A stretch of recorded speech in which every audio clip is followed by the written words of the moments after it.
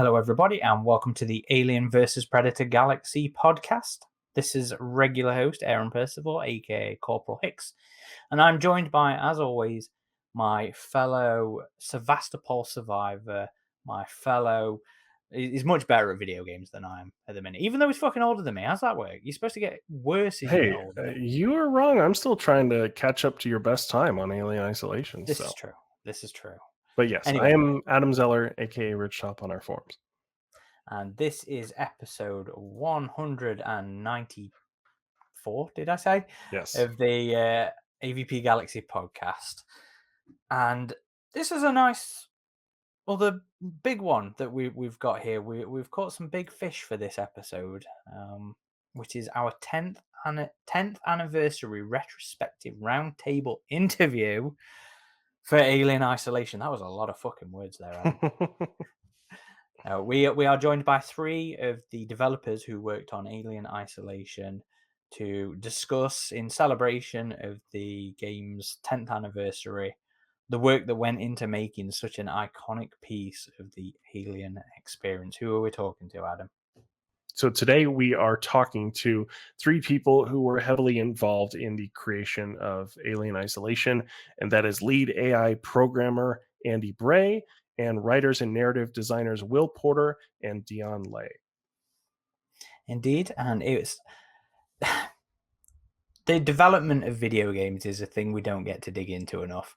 And I think Adam and I had such a blast last year when we did a retrospective with the AVP Extinction developers that I've spent most of this year trying to assemble guests to come on and talk about Alien Isolation, because we knew the big 1-0 was coming up. And it was a great talk. I really enjoyed these guys as well. It's fun nerding out about the little game details and the narrative details that went into making Isolation such a fucking, well, it's an iconic piece of the Alien franchise now. You know, this is an entry that people consider on par with the films, isn't it? You know, there's no denying the influence he has had on fandom and the franchise. Yeah, it was a great conversation with these guys, given how much we love Isolation, and there was just a really good mood with it, given the 10th anniversary of this game and how special it is for a lot of people. The announcement of the sequel, and not only that, but Sega coming back and recognizing the anniversary for this game. So it was just great chatting with these guys about what it was like in the trenches for putting this together. Indeed, but we won't bore you with us anymore, will we? Nope. Let's get to the discussion.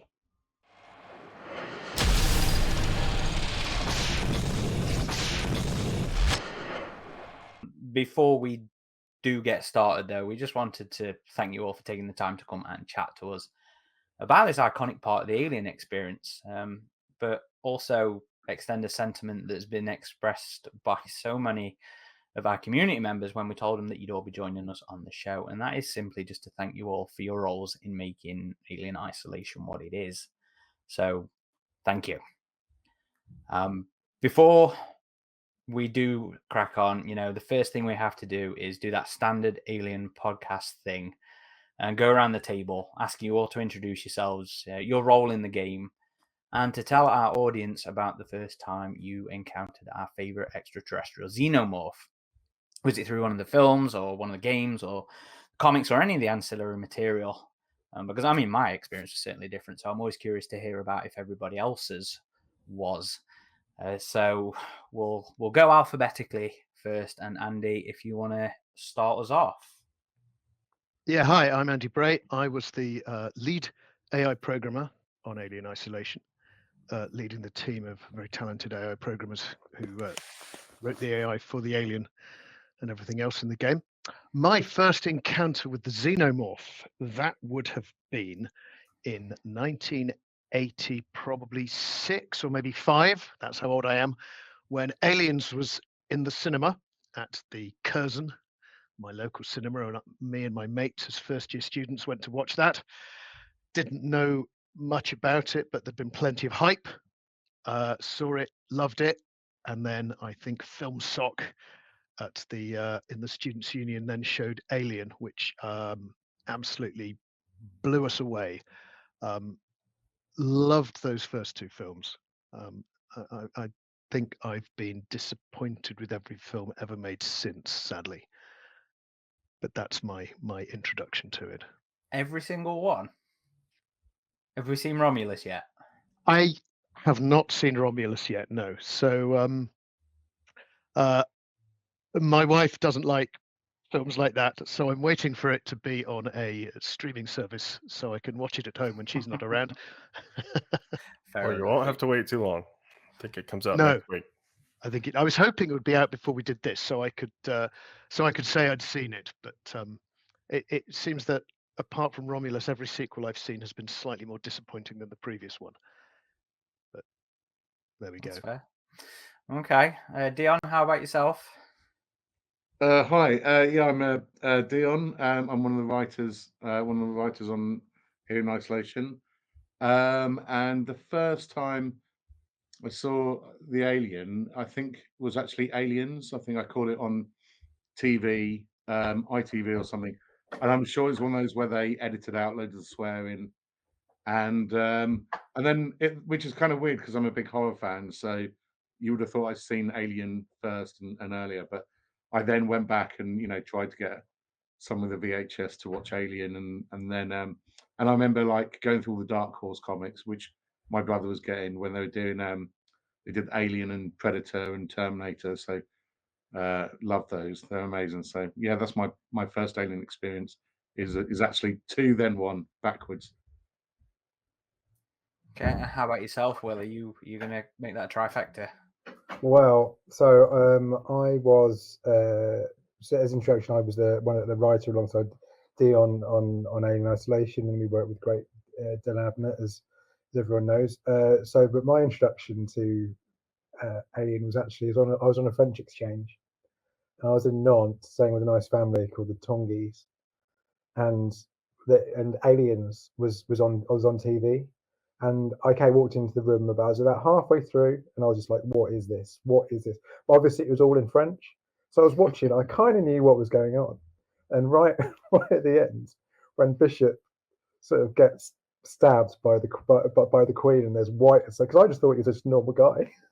And I was like, what's going on? What is this white stuff? How has he survived? I didn't understand at all. But I enjoyed myself. But I would never forget this kind of like, I just thought this is like a normal guy, and but clearly missed a few things in translation. But yes, that was it, and I loved it. And then Alien would have been on some late night Channel 4 showing that I would have videoed at some point, as that's the way we consumed our decent films back in the day. So the Sky Movie Classics for me when I finally saw Alien back in the day.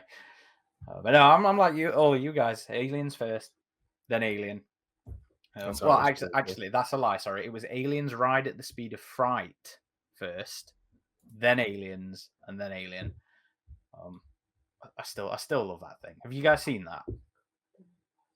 No. Oh, when we're done, go on YouTube and search for Aliens Ride at the Speed of Fright. It was a motion control thing that was in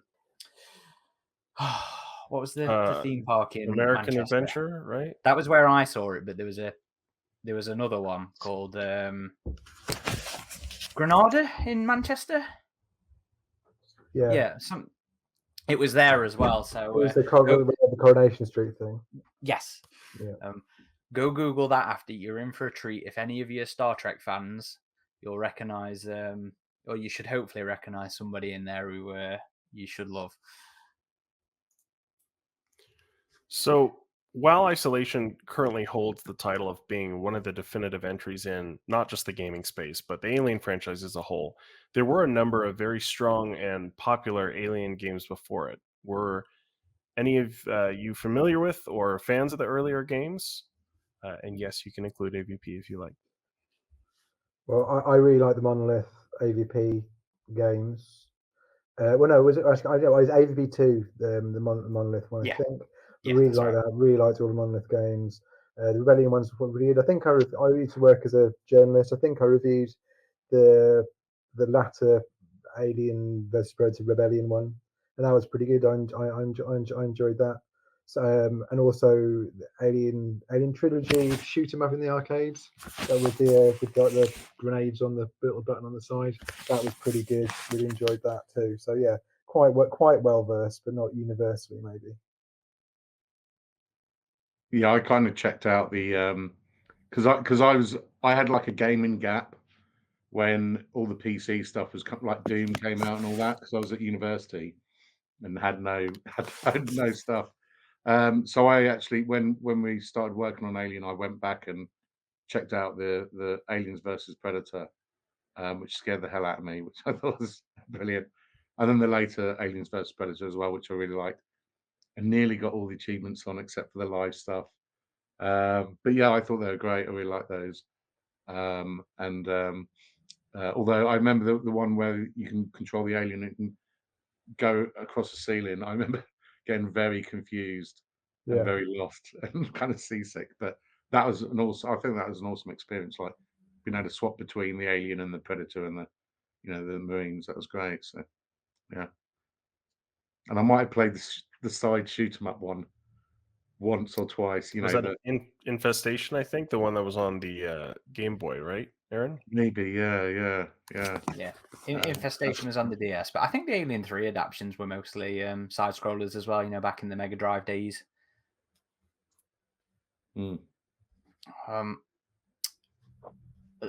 Sorry, we were talking off the air about achievements and stuff as well, weren't we? So just to your point there, Dion, that's the only game I've ever 100%ed. Rebellion's 2010. No other game as well. Nice. Say again, sorry. And the live stuff as well. Yes, and the live stuff. It was an well absolute fucking nightmare to do, because unfortunately the matchmaking was a nightmare on console back then. But yeah, literally the only game I've 100%. You still haven't done Isolation, Aaron. Oh man, you gotta get on that. We were talking about this. There's like two or three left for me to do, including the Don't Die. Andy, how about yourself? Had you played any of the earlier games? Yeah, like the others, I played AVP. I loved controlling the alien in whichever AVP it was. I always had a bit of a problem with the Alien games though, and I think I was more of a fan of Alien than Aliens, having seen them both. And I always kind of felt that the aliens were cheaper in those games. They were like Rottweilers, not aliens. You'd spray them with your machine gun and blood would fire out. And if you were true to the films, that would have just that would have destroyed the whole level. The acid blood would have melted everything. And I always kind of felt that somehow the terror of that initial Alien was never captured in any game. In fact, when we were very first offered the Alien franchise, I think it was probably before you were around, Will. I didn't want to do it because I didn't want to do another game where you were shooting down Rottweilers. And it wasn't until we were kind of told that we were going to go in a completely different direction that I kind of got on board with the whole idea. So definitely very much a man for Isolation there then. Yeah. That was, if I could have ever said what kind of Alien game would I make, it would have been, it was Alien Isolation. That's 100% what I bought into, what I wanted to make. In fact, in the early days, we made some quite big design changes from the early design to sort of match not just mine, but that vision of one absolutely all-powerful, terrifying alien.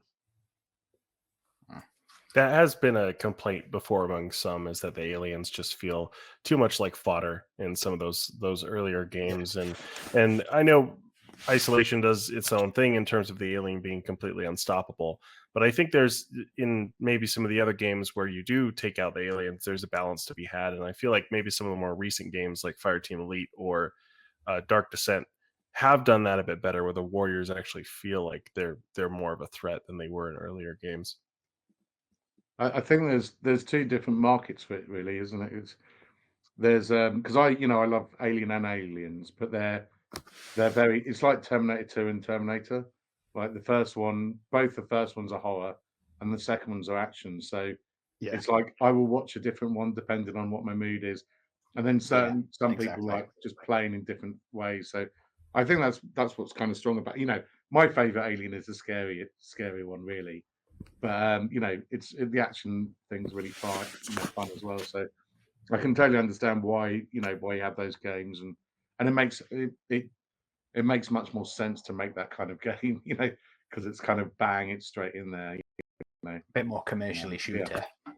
Yeah. At the same time, growing up, I was a big Resident Evil fan, and I remember playing the original Resident Evil remake on GameCube, and playing through it. I was like, man, I wish there was just an Alien game like this that was more survival horror and more just focused on the horror. So it was great to finally get that.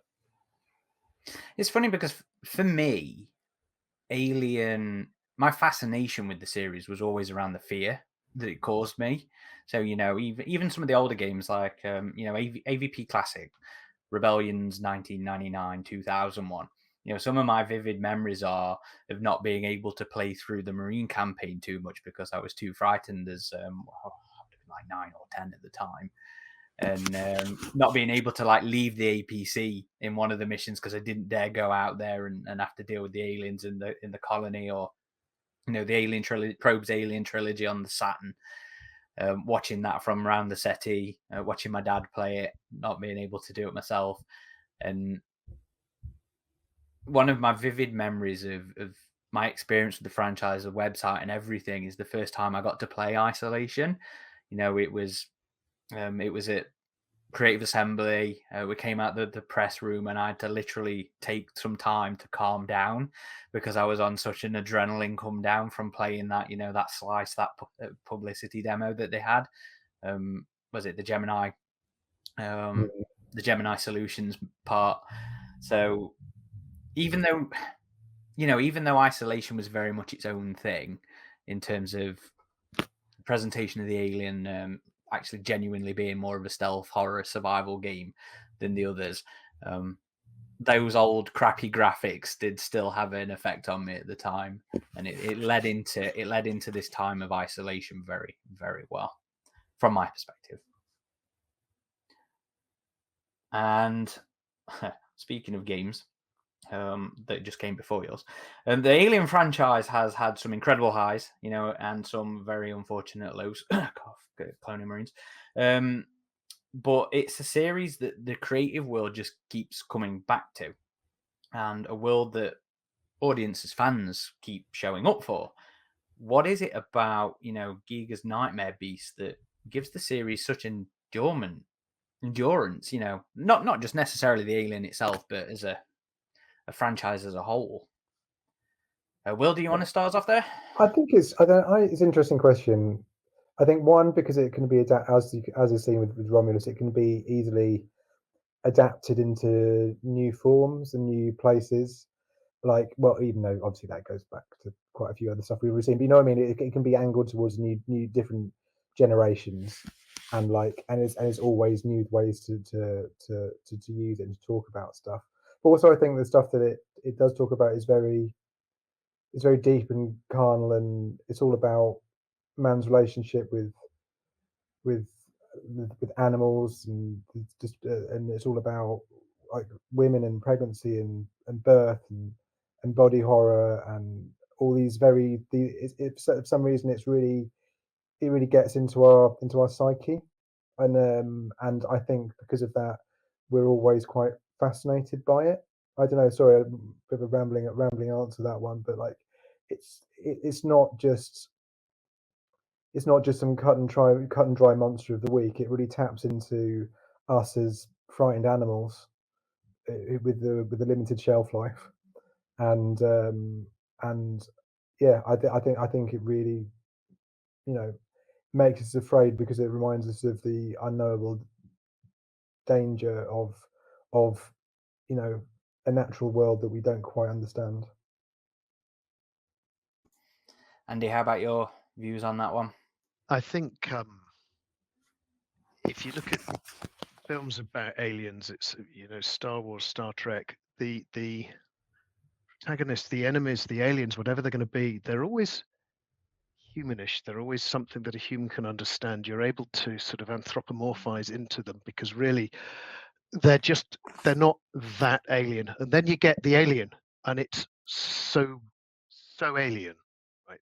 That the genius of Geiger's model and of the original writing is something which is so different and so incomprehensibly evil, but not human. It's different. So I think there's so much to explore, because it's not, it's not stormtroopers or people with blue skin and a slightly funny nose. It's completely alien to us and just recognizable enough. So I think you've got that terror of something which is, slightly insectoid, slightly recognizable, but very much not like anything else that cinema's put together. I don't think. I can't think of an equivalent that's got that sort of visceral, genuine alienness to it. And Dion, how about yourself? Yeah, so same kind of stuff really. But I was going to say, what's interesting about Alien is for years all the monsters in like comics and movies and stuff had been kind of like versions of werewolves or ogres or something. And when Alien came out, suddenly all the aliens in the comics were like Alien. It was like a new archetype, like the X-Men did the Brood, I think, and that they are basically aliens, But and I think it is that it's like what Andy and Will said. It's the uncanniness, it's in between everything. Like one of the conversations we had during Alien Isolation, which was really interesting, is everyone disagreed on whether aliens ate people, because they'd say, "Oh yeah," and then the alien comes and then eats you, and some of us were No, like, no, no, no, "Does it eat them?" Like, and no one knew, like, and that's it. We don't even know if the alien. Some people might go, "Of course it eats people," and it's like, well, it kills them. We know it definitely kills people, but does it eat them? Does it count as eating? Like, we don't even know that about it. It's all the unknowns, and that's a great. There's a great horror book somewhere which says the horror is it's a threat with disgust, and disgust is usually from something where it's like in between something. It's not one thing or the other. I think the other thing about Alien is not just the monster itself. It's also that it's this contrast with this very, very down to earth, grounded world, and it's like I mean it's Cobb, isn't it? It's Cobb and they're literally made by two different people, and it's these two worlds clashing, and that's what makes it even more alien, because it's like, even though it's in space, it doesn't need to be in space. It's just a ship, and it's a grimy ship that looks like, you know, um, they don't get paid much money, and it looks like we could recognize that ship in our world. You go, yeah, it's a grimy ship, and then suddenly this unknowable thing comes into it. It's such a contrast, and it's so scary. So yeah, there's Yeah, there's a lot into it for a film that it seems very stark, but once you start digging, it's like there's just loads of great stuff in there. I think you're right, Dion. I think all the humans are very relatable. The whole ship, like you say, it's made from, this is one of our guiding principles on the game. It's made of recognizable technology. There isn't anything futuristic in it other than it's in space, right? You can recognize yourself in the characters. You could see yourself on that ship, because they're not doing super futuristic stuff. They're just some guys on a ship trying to get home, right? And the ship, there's nothing very futuristic about that ship. It's all very much what you could put yourself. It's really easy to put yourself in their position, and then you're confronted with this entirely alien, as Dion says, just completely contrasting creature. There's complete lack of talk of artificial gravity and warp drive and all that kind of stuff in it, which keeps it grounded. Yeah. In the mundane. It is one of the charms of the franchise, and I think it's one of the charms that you appreciate as you grow older. The mundaneness. I mean, you guys have exciting jobs. You get to make video games, but for the rest of us, doing the blue collar bullshit, that mundane is very identifiable. That ineptitude of some colleagues is very identifiable. We get that making video games, trust Yeah, me. don't worry. Don't worry. It's surprisingly mundane. Yeah, I figured the gamers might romanticize that a little bit. I'm sure we do. Well, it's what's the saying? Are the sausage made? Are the meats made? Something like that. I can't remember, but so how did you all become involved with Alien Isolation? Were you at Creative Assembly at the time, or were you recruited specifically for the game? Why don't we start with you, Will? Well, I came onto it after most people, really. I was only on it for the last. It was quite a long development, and I came in on it maybe 2 years, I think, before launch. Right, so I would have come into it towards the end of 2011. Yeah, it was about so it would have been like so 2.25 years before it came out, and I think they just needed some additional writing. I think Dion was off all the actors doing some cutscenes, but the mission designers needed to be fed with some words. So I think that a mutual friend had put I still do Project Zomboid, and the very first tech demo for that had come out, and at that point it had like a little storyline in it, and I think that had been put in the hands of Al Hope, the creative director, by my friend who's also called Al, who had worked at CA, and said like, this guy's available and trustworthy, and I came in and I sat down. I was shown one of the early the gameplay demos, the IL demos. I can't remember which number one it was, but like my jaw just hit the ground. And Al said, "And Will, what is it that you actually do?" And I kind of told him, and then I just turned up, and then gradually there was more and more and more and more for me and Dion to do, and I just became part of the furniture, really, and ended up helping out with a degree of I was a level design buddy as well, so working with some of the different level designers and such. And yeah, just it's one of the things, like towards the end of the game development, like there's just more and more and more and more jobs, and because of that, they never got rid of me. Not until right at the end, anyway. So are any of you still with Creative Assembly now, or you're all former Creative Assembly devs? We're all former. Gotcha. And Dion, how about you? So you were there for a little bit sooner, right? Yeah, I was there because I was working on Total War at the time, and I just actually kind of finished the work I needed to do on It's Shogun 2, and Al knew I loved horror, and also I'm more a console gamer than PC gamer, and he said, "Would you like to work on the game about the alien?" And I was like, "Holy shit, yes, please!" So I joined. I was on there quite early. They'd done.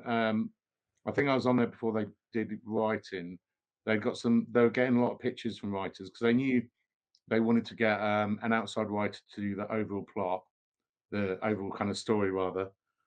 So I was on early to kind of go through those and write anything that anyone needed, and yeah, kind of until and I think when we got Dan Abnett stuff, then we were like, okay, this works. This is right, because it's really tough with Alien, because I think when people are trying to pitch a story, they want to do something new with it, and what we found is that you want to go very softly with new, because if you go too new, then it doesn't feel like Alien, So yeah, so I was on there doing that, and way before, yeah, and it was way before like Amanda Ripley appeared or anything like that. That's actually happened quite later on. But yeah, and then I had to go and do some mocap, and Will came along, and then yeah, and it's funny because Will was, he was only supposed to do a few days at the beginning, but he just was there for, I think he was like, I'm going to finish this now, so he was just there all the time after that. Yeah, Which was great. was good times, man. Well, mostly good times, man. Good Mostly times, times. shouting. So, Yeah. it's good, yeah. It's mad to me that they bring on the intent being to bring on a writer for just a few days, though. That's Oh no, sorry, I mean like a few days a week. He was there. He was, okay, Yeah. right. and then we just like, let's just keep him on, and so we just kept it. made myself useful. Yeah, very useful. And you guys jived then, from the sounds of it. Yeah. Became good friends and still hang out 10 years later. So Yeah. That's cool. And Andy, how about you? Well, I was there from the very beginning. We had an established console team. We'd already made 2 or 3 games together. We'd made Spartan Total Warrior, Vikings Battle for Asgard, and we were looking in a different direction. We'd tried some prototypes for all sorts of different crazy kind of games, and we had a horror film. I'm under NDA, so I still never know quite how much we're allowed to talk about these things. There was a pitch for a completely different horror game that we did quite a lot of work on. We circled round the idea of different things, and then Sega came to us and gave us a choice of, should we do Olympics 2012 or Alien? But they really, really wanted us to do the Olympics. And we all sat down, and as a team, we just went, no, I'm sorry, but we don't want to do the Olympics. And I was like, well, I'm going to have to type my CV up here and transfer to the Total War team, because I was 100%, I'm not doing an Olympic title. I have low standards, but even so, I'm not working on that. And then Al kind of came to me and he said, no, we're not making a game about shooting down hundreds of aliens. We're going to try and take it in a completely different direction. So from that, I was totally on board with the idea. I was there through every prototype we made. I was there trying to push to get the AI in the direction that we wanted to get the AI in, purely to make sure that the player had just the scariest experience we could manage. And we'd had a little bit of experience with it. Like I say, we played we got the Alien license, and then there was kind of a period when we thought we might not have it, and we started working on these other ideas, and then we came back to Alien. And I think working on some of those other ideas and the demos we did of those, which were again awesome, we came back and did another demo of Alien, and that focused us very much on the player as must be important. We were first person to start with. Sorry, we were third person to start with. We ended up first person. We were third person to start with. We even played with the idea of a 2-player cooperative game. We played with all sorts of ideas for it, but ultimately going off it and coming back, that settled us on the idea that we should have some sort of a single terrifying enemy that we should have the player. There was a lot of debate about, do we go third person, do we go first person? And I was there through all of that. So yeah, I was there from the very, very beginning. It was really, really, especially in those early days, it was really exciting, because we went from, we don't know what we're going to do, to, oh my God, we're actually not just making an Alien game, but we're actually making the Alien game that we felt proper Alien fans genuinely wanted. I kind of hope that's true, because there was so much excitement at the time that we could do that. We trooped off. We had private viewings of Alien and Aliens to really get us in the mood, and yeah, it was super exciting back then. I'm curious about that perspective, because the initial pitch video was in first person. So was there that question of first person, third person from the very beginning, or we had, prior to the pitch videos you'd have seen, there was work going on, pitches going on that were in third person. okay? Third person. I was partly responsible for networking it. So we'd got a network engine in. We'd got a 2-player. They were calling it. What were they calling it? You were going to have very different experiences depending on who you played as. So that one person would be there getting all of the horror, and the other person was going to be kind of playing and a bit powerless. So this sort of asymmetric gameplay idea. But we came down to let's keep it simple, let's keep it elegant. Something about having a companion takes the scariness away. So we then went, okay, much better to just, although it was called AYZ was the working name for it, which was Alien Year Zero. Alien Year Zero. Yeah, exactly. The idea of just how isolated you were sort of evolved through the time. I was there for some of the early story pitches as well, and Dion's being a bit polite because some of them were awful, absolutely terrible. We were looking at all of those, and management go, we think we've got a really good one, and we'd all read it and we'd go, really? But fortunately they all fell by the wayside.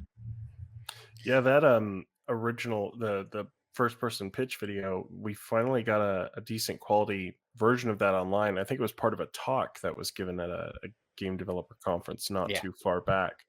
And I always found that interesting, it being in this very Nostromo-esque looking hallway, and then you see the alien come down the ladder at the end, and the alien design is actually more reminiscent of like the Studio ADI aliens from Resurrection or something like that. Ultimately, we have a way more big chap Giger looking alien in the final game, but I always thought that was a very cool, effective little demo. That demo where you clearly die at the end of the demo, that's the one with the medical suite. Is that where you look through the glass and the facehugger smashes on the glass in front of you, and then you turn around and the alien comes down the ladder? That one, right? Yeah. We had to redesign the alien because, as I recall, when we'd actually got that character moving around the level, it was slightly too humanoid when it stood on its back legs and walked. And it kind of had a little bit of the man in a rubber suit to it, and the character artists and the animators had to work on redesigning its legs. It's sort of almost got an extra joint in its leg in the end to make it move in a less believable human way. So we were kind of forced to redesign it from that first one. Yeah, the digigrade legs were very prominent for the Stompy design, as us fans call him, in this one. But I was curious when I played through the Nostromo-based DLCs, because I know I had heard there was testing with the two different kinds of legs. So the first time I played it, I was like, oh, is it going to have the human legs, like the regular legs, when I played through the Nostromo section? But I'm sure that would have been way too much work for you guys. That would have been good, but like I can assure you, at the point at which those levels were being created and put through, that was probably the last thing that you just were thinking about. I think that's fan wish list stuff. That is. And I go back. It didn't actually look great.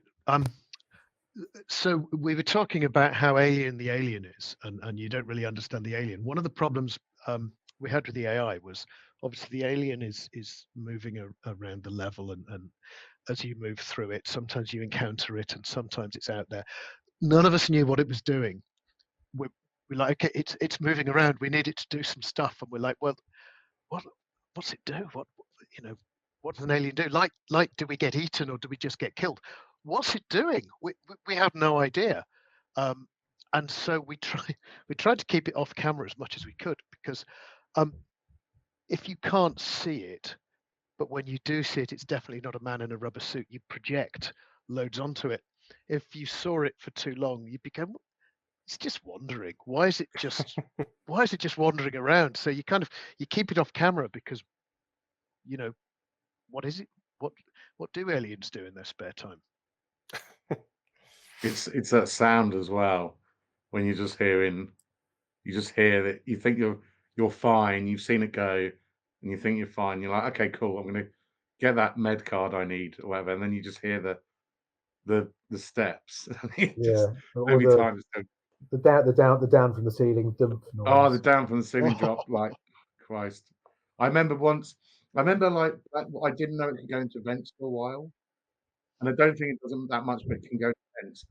And whenever I'm in an event, I think I'm safe. And I was in an event and I heard like this behind me in the vent. I was like, what the you know, Oh, yeah, it was geez. so much fun. It was so much fun. There was a certain point in development when the AI properly came in and the death means failure came in, and all of a sudden, like playing the game just to test it out, to think about the narrative and whatever, just became terrifying. And I remember there was I think I was playing one of the Seegson synthetics levels, and there was this point where all of a sudden overnight the game just became what it is now, and I had this moment. I just like this moment of realization, and I went over to Al, the creative director's desk, and I said, Al, can I talk to you about something? And he was really busy. And it's like, yeah, what will? I said, I just want to let you know that I think the game's really good. He was like, okay, fine, whatever. Went back to bed. I said, Al, I'm serious. This game is, if we do it, this game is really really good. And it's just that's one of my key memories of it. That kind of like the holy shit, we might actually be able to pull this off, and like it'll stay with me forever. Anyway, sorry, slight non sequitur there, but Oh no, that's when we get the best stuff. yeah. On that topic though, is that, I don't want to trivialize things, but is that not sort of typical of the gaming experience? It's when all these different elements come together, that's when you truly understand what you're making. Oh, absolutely. But I think that like when that moment, Alien Isolation made me feel like literally no game had made me feel ever before. And I think it was like, and it was just a moment of like, not just it working, but like, hey, that was a moment where I thought this could be something that 10 years time I'll be on a podcast talking about this. Do you know what I mean? That's not a difference. If you don't get to come back and talk about in 2022, you don't have to have a podcast about Olympics 2012. Like, do you know what I mean? Like, it was just that moment of like, it was just like a lightning rod moment for me. And I think everyone on the team kind of experienced that at different times, maybe. But like, that was mine. We were trying really hard to do something very different. So we pushed hard to not have any scripted encounters. We were very much, we didn't like to use the word emergent because I think it's overused, but we wanted this non-scripted, just everybody would have a different experience when they played the game. And we couldn't really think of terribly many games that had really done what we'd set out to do at that time.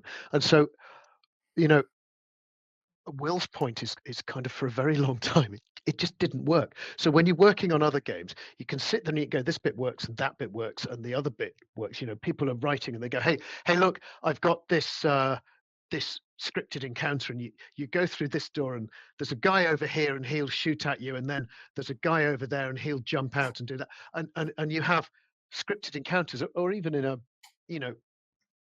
where games don't seem to be that tight and you think it's just NPCs running and gunning or whatever it is, they're always tightly scripted. They've been positioned and someone's thought about what they're doing and their sight lines and their positioning. And so you get glimpses of how the game's going to be good. And we didn't have that, because my team and we were sitting there going, no, you're just going to have to set it up and the encounters will happen. So we were sitting in a little dark meeting room, literally every day for about 3 years. It would be Al Hope, loads of the directors, and then like the lead animator, myself. We'd be standing around in the room. People would take it in turns to play it, and this would be quite early AI. And we'd be saying, okay, well, what state's it in? Some days we'd go in there and it would be absolutely brilliant, right? You'd have some level of encounter. We had a level for a long time, and it had, it was quite small, but it had like something like a pool table in it that you could hide behind and move around. And I remember one occasion the alien was going one way around it, and the guy who was playing it was going the other way around it, and we were like, that was such a great encounter. That was amazing. And on those days, I'd come out and I'd talk to my team, especially the main sort of alien program, and I'd be going, right, we had a great encounter. This is what happened.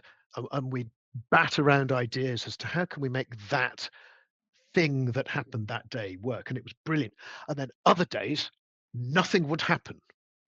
right? And they turn on me and they go, okay, we've been here 20 minutes. Oh shit, where's the alien? You know, what's happening? And we go, well, it's a systemic AI, and you know, it was somewhere else in the level, and yeah, didn't want to turn up. And they began, okay, well, we understand it's systemic, but also, you know, it has got to be good. People have got to have these encounters. So there was a lot of time when it was really, really hit and miss. And when it pulled together in bits, you go, yeah, there's definitely going to be something, right? There was enough there for them to have the faith that my team could do it, right? But also it was you know, it was really hit and miss. And to be honest, it was more miss than hit. And we were kind of ramping up, and you know, it was moving in the right direction, so you had this upwards trajectory, so you could see we were making progress, and we were coming out every week going, okay, these are kind of the things we want it to do. The alien has to know how much it scared you so that it can go away and leave you to make progress, because if it's just there in your face all of the time, it can't. How do we know? How do we measure how scared you've been? We can't we can't measure your pulse rate from a gamepad. You know, we even talked about how sensitive are the buttons. You know, can we pick up your heart rate from the analog buttons and things? But ultimately, you know, mouse and keyboard, that's a no. How can we tell that we've scared you? So we had to have we spent ages brainstorming these things, and it slowly came together. And then there was definitely that moment, I think a lot of people had it, that Will had, where you went, we've just played a whole level through, and it was seat of your pants terrifying all the way through, and kind of a feeling that we definitely finally got something. It took a lot of faith from Al and the kind of the directors on the project, of us just going, we can do a systemic alien, we can do that, we will do that. That made it a really different development experience to any game I've worked on kind of before or since, really. Did you guys? I feel like this is out of your field, but it feels like it's appropriate for what you were doing. Did you have to sort of dig into psychology of fear and stuff like that to sort of like try and gauge? Okay, this is how the menace gauge, is that what it was called? The menace gauge, that's the one. Yep. Yeah.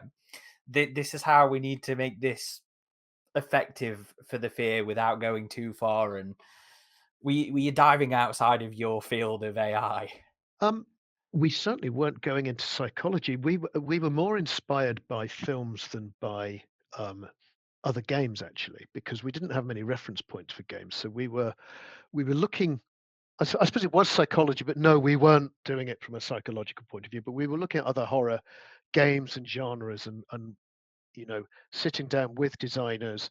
Why was that scary? Okay, how can we turn that was scary into something we can measure? You know, Jurassic Park, that was quite an inspiration. Freddy Krueger, that was a big inspiration as well. You know, take those inspirations from where you can. Take all of the almost tropes and memes, you know, the tropes from those things that turn into memes later on, but take those classic tropes. What made those, in when they were first there, scary? Okay. And if you go, okay, jump scares, they're cheap, right? And why is a jump scare cheap? It's because a designer's put there, and he's put the jump scare in, and you jump and you're scared, and then you nervously go, haha, bastard designer put that there. Whereas when the alien is systemic and you get a jump scare, and in that darkened room that we were doing these daily tests in, every couple of weeks, you know, somebody would literally physically jump enough that we could see them do it.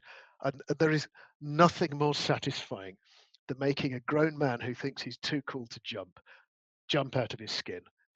That's a great feeling. But you're looking at it and you're going, somehow those don't count as jump scares, because you can't sit there and go, some designer did that to me, and so it was cheap. You go, yeah, actually, in many respects, I did that to myself, because I know the rules of the alien, and I got it wrong, and it made me jump.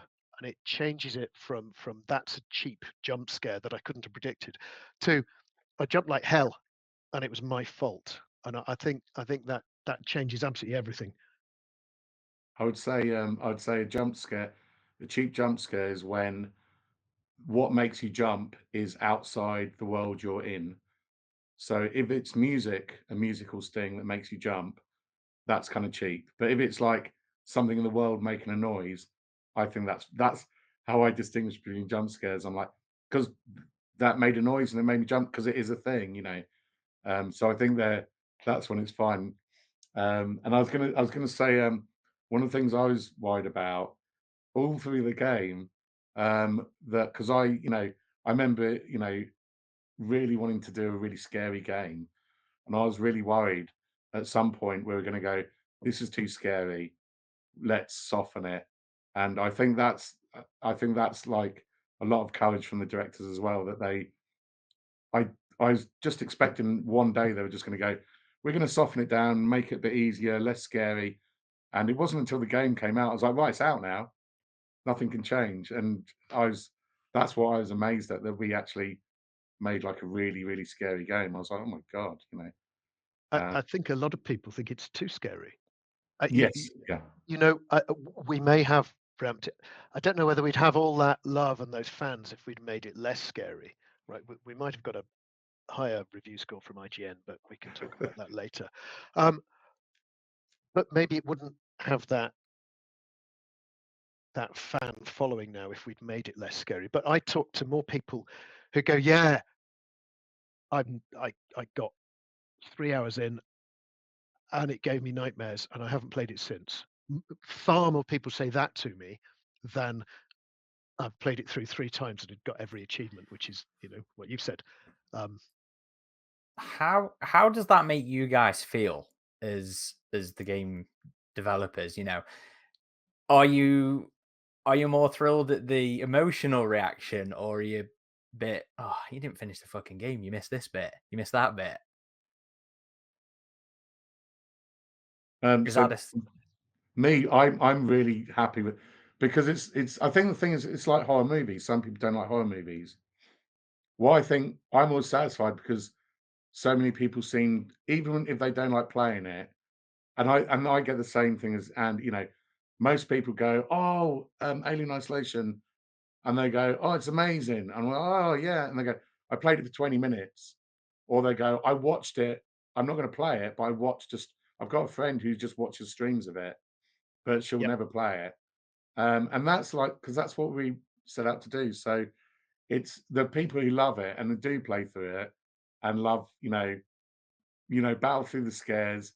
It's kind of for them really, and but everyone else can still seems to really appreciate it, even if they go, it's not my thing or it's too scary. Yeah. That's what's nice, is that people still go, it looked great though, or it played great. It's just not, it's too scary for me. I'm like, it feels like that's what the goal of the game is. And the people who love it and do play through it, it's for them really as well. Will, thoughts on that one? But yeah, I think the real challenge is you'd much rather be too scary than be too difficult or too frustrating. And I think that was the biggest balancing act throughout it all, because you die a lot in that game, and if it's big, if the death feels unfair, then people aren't going to pick it back up again. But I think that we landed on too scary far more than too difficult. And I think, but the difficulty was like there were times was some of the missions, like during development as compared to how they came out, were just mercilessly hard, so much harder than it ended up. Levels like the nest, especially, like there were times when that was just like rock solid difficult, especially some of the games towards the end. So I think that like I think yeah I think but if something becomes too difficult, it becomes not scary and just annoying. So I think the thing that we managed to do overall, not everybody maybe, but I think we found like the sweet pain point between people having fun and dying and finding it hard, but not necessarily impossible, and just being flat out scared. I think we just I think we don't talk about that angle so much, to be honest with you, but I think that's a sweet spot that it found between like pain and fear. and I think we managed to like do that for much of the game. I think, sorry, just on that as well, I think one of the most important things is what you're communicating to the player as well, because we make sure you're not like a action hero. You're not super powerful, and so you never lie. We never lie to the player. We never go, you're going to blast through the alien. We're telling them, this your character and you're supposed to be scared. You're supposed to die, and so I think if it was an action game and you died that much, it'd be super annoying because in action games you're supposed to be. It's about a completely different experience. You're like, I want to feel powerful and I want to get stronger and stronger and beat stuff. Where this is like, this is the opposite. This is about you're underpowered and you're going to fit. So and I think the sweet spot is totally right. But I also think it's like make it really clear to the player at all times that this isn't an action thing and you are going to die a lot, and so then people don't feel like angry so much because they're not being lied to or kind of cheated. I think the tone set quite early on, from that disastrous EVA to Amanda falling down that hole pretty much straight away. The game is quite punishing, especially to Amanda, and you are establishing that very, very early. It's interesting. The lead designer on the original lead designer on it, he actually wanted you to be able to shoot and kill the alien. So he was like, there'll only be one alien per level, but you'll be able to encounter it with guns and shoot it down. And there's a chance you'll be able to kill it. And we're like, okay. And he really pushed for this. So we spent, it probably wasn't a huge length of time, but the animators and the AI coders, we got together and we were going, okay, how's the alien going to look when it's shot? And none of us believed in that at all.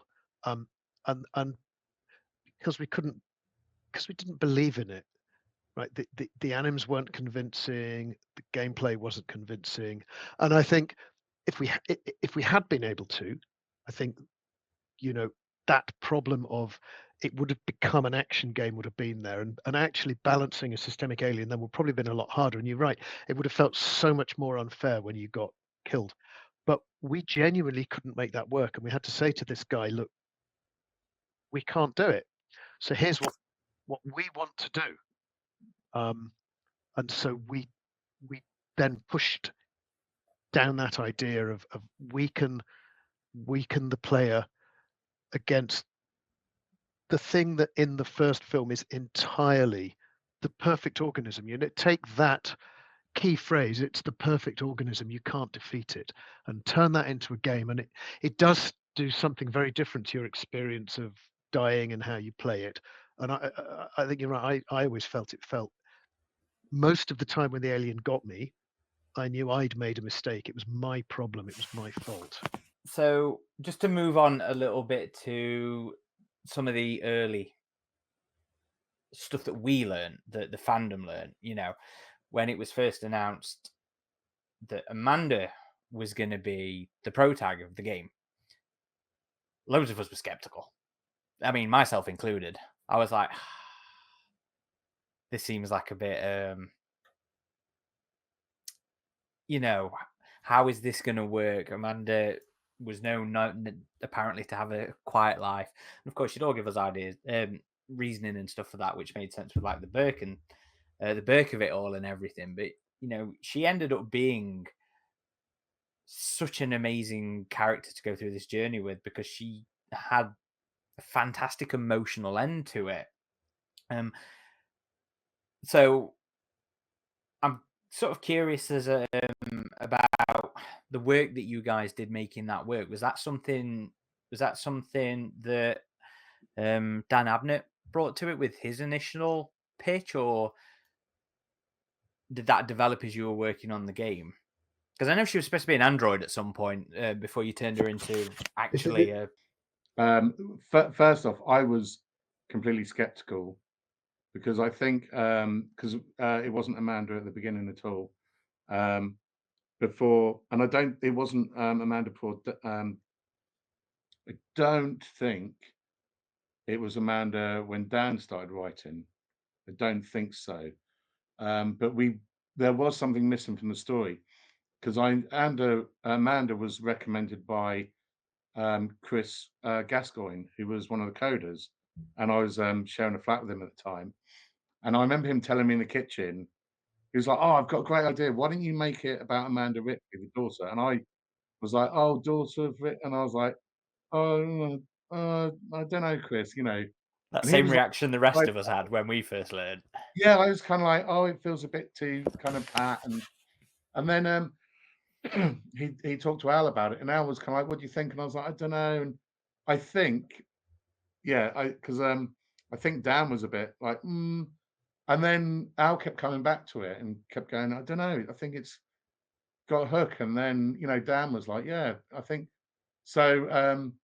Yeah, so then I think then she was in the story. I'm trying to remember if Dan came on after we had Amanda or not, but anyway, but suddenly when you have that, like, I think Dan had this idea of, then he was like, "You're hunting down the black box." It is hard to remember some of the details now, so I apologize if I'm getting like who did what. I think Dan's idea was like, let's connect that to the black box and stuff, and then it suddenly gave it a bit of heart, and then it gave us a character we could understand because we'd watched watched the films, and you can kind of like go, okay, if I was Amanda Ripley and my mum had disappeared and things have been covered up. Yeah, so I think what's tricky is trying to get Amanda's character across without lots of cutscenes and in-game dialogue, because one of the things we found out very early is that people don't want to hear your character chatting all the way through when you're trying to keep quiet from the alien. So yeah, I think that's cool to say. I think we've talked about that before. Will, did you want to say anything more about? Well, I think that I was just thinking about ways in which it works. I think the involvement of Sigourney Weaver herself really lent it a lot of validity. Like just having her voice at the start, it lends it legitimacy, and it sets us like as as canon. I don't think there was times we didn't know whether we were canon or not, but we are. And I think that plus the design, plus the the the the 70s look and vibe and the homage to the original movie. I just think it all kind of works, and also it makes sense that Amanda A. Ripley would find herself in this sort of situation, and we know all about the attributes of that heroine and her daughter, and also she's a young woman running around in squeaky sneakers, and that's a good person to be chased by an alien. A feeling of you're not a space marine, you haven't got some big missile launch or whatever. You're just like a young girl and a young woman on a space station, and that works. So I think it all just fit for Amanda. I think in terms of the visuals, I think that Keza was Kazaya was like a really good look and mocap actress for her as well. I think that really helped and like lent a lot of validity to it as well. So yeah, I think it's just been a perfect storm of things that kind of worked. I think that there are certain things we certainly could have improved on looking back if circumstances allowed, to add a bit of depth, bit of extra depth to her. But I think as an embodiment of the player, I just think Amanda Ripley was perfect. It did make a lot of things fall into place as well. Once it was Amanda, suddenly, like, everything got a lot easier to write, I think, and make sense. That's all I was going to say. Sorry. I know worries. I was just going to say, I think it was all worth it when you got that message from Sigourney. That's when the story sort of comes together for me. Is this big cathartic emotional journey that she takes throughout the game? All the punishment she goes through. It's all just worth it when she gets her answers, and to have it be this new dialogue that was recorded by Sigourney and Andrew Deck's sort of reaction to that revelation is when it just, it's not to say the rest of the game isn't like not working or anything like that, but that's when, for me, the skepticism of why Amanda sort of was like, yeah, okay, bang on, this works. Who wrote Sigourney's speech at the end? The recording. Think that was Dan, because I think like Dan wrote like he did all the story and the cutscenes, and then we all wrote the rest of it together, all the script and everything together, and kind of feedback ideas. I think that was we did some of the we definitely did some of the Sigourney stuff. I remember it's a few of the lines were us, but okay. I think the main like certainly the main script ones, the big power moments were and I remember watching that when the game came out, watching that moment on Twitch, and it was so like everyone watching it was so emotional. It was amazing. I was just like, oh my god, it works, it really works. Yeah, that's wonderful. Yeah, great idea. Yeah, I was also skeptical at first, just like Aaron, but I mean, I think she was just developed so well as a character, and for me, it was like, come on, what kind of coincidence would it be that she goes through the same exact, like she encounters the same creature as her mother? So I think as fans, sometimes we can groan at the whole like, oh, it's this person's brother or whatever, but it's not coincidence as well. That's what makes it work so right well. There's a reason she's in the area, and so you guys do establish that she's working in the area in case her mother is ever found. So it just feels so natural when like you hear it at first, you're very skeptical, but it was really pulled off well, I think, because that was a character that we saw in that Aliens special edition for a moment. But we knew nothing about her life, and she just became this really interesting character. So yeah, I think a lot of people that were skeptical were totally proven wrong on that, and it's hard to imagine Alien Isolation now without her in it. But Dion, we saw mention of a timeline you'd written of all the events that took place on Sevastopol, called the Spreadsheet of Doom, I guess. Can you tell us a little about that process and how it informed yours and Will's work on the narrative? I mean, it was really mainly just a practical thing, because we wanted. So what I talked about earlier about we're trying to get the story into a game where we don't want the player talking most of the time. They're going to be silent, and so me and Will put a lot of work into the environment and text logs and audio logs. But we wanted it to be, because you're darting around in different locations, and a lot of the text logs and audio logs are kind of slowly revealing things and different plot threads. It just all had to be in exactly the right place. So we just needed a spreadsheet to make sure that when you go to the hospital, you don't find out like a major plot point before you return back. And so it was a bit of a night. I'm sure there's probably a really smart way of doing it, but I just go, I'm going to write a list. And so it's just checking that, moving things about a lot of time, going, just going, oh, we've got to rewrite, we've got to change the date on this. Yeah, we just had a timeline, didn't we? Basically, Yeah. a timeline that contained basically all the original movie, but also stuff before it, like the foundation of Seegson and everything, all the way up to Marlowe picking up. Like what day did Marlowe get the? Oh yeah, so it wasn't just Marlowe it wasn't just it was literally just everything, like in minute detail. What day did they arrive with? What day did they arrive with the alien on Sevastopol? How long was the incubation period? When did people start going missing?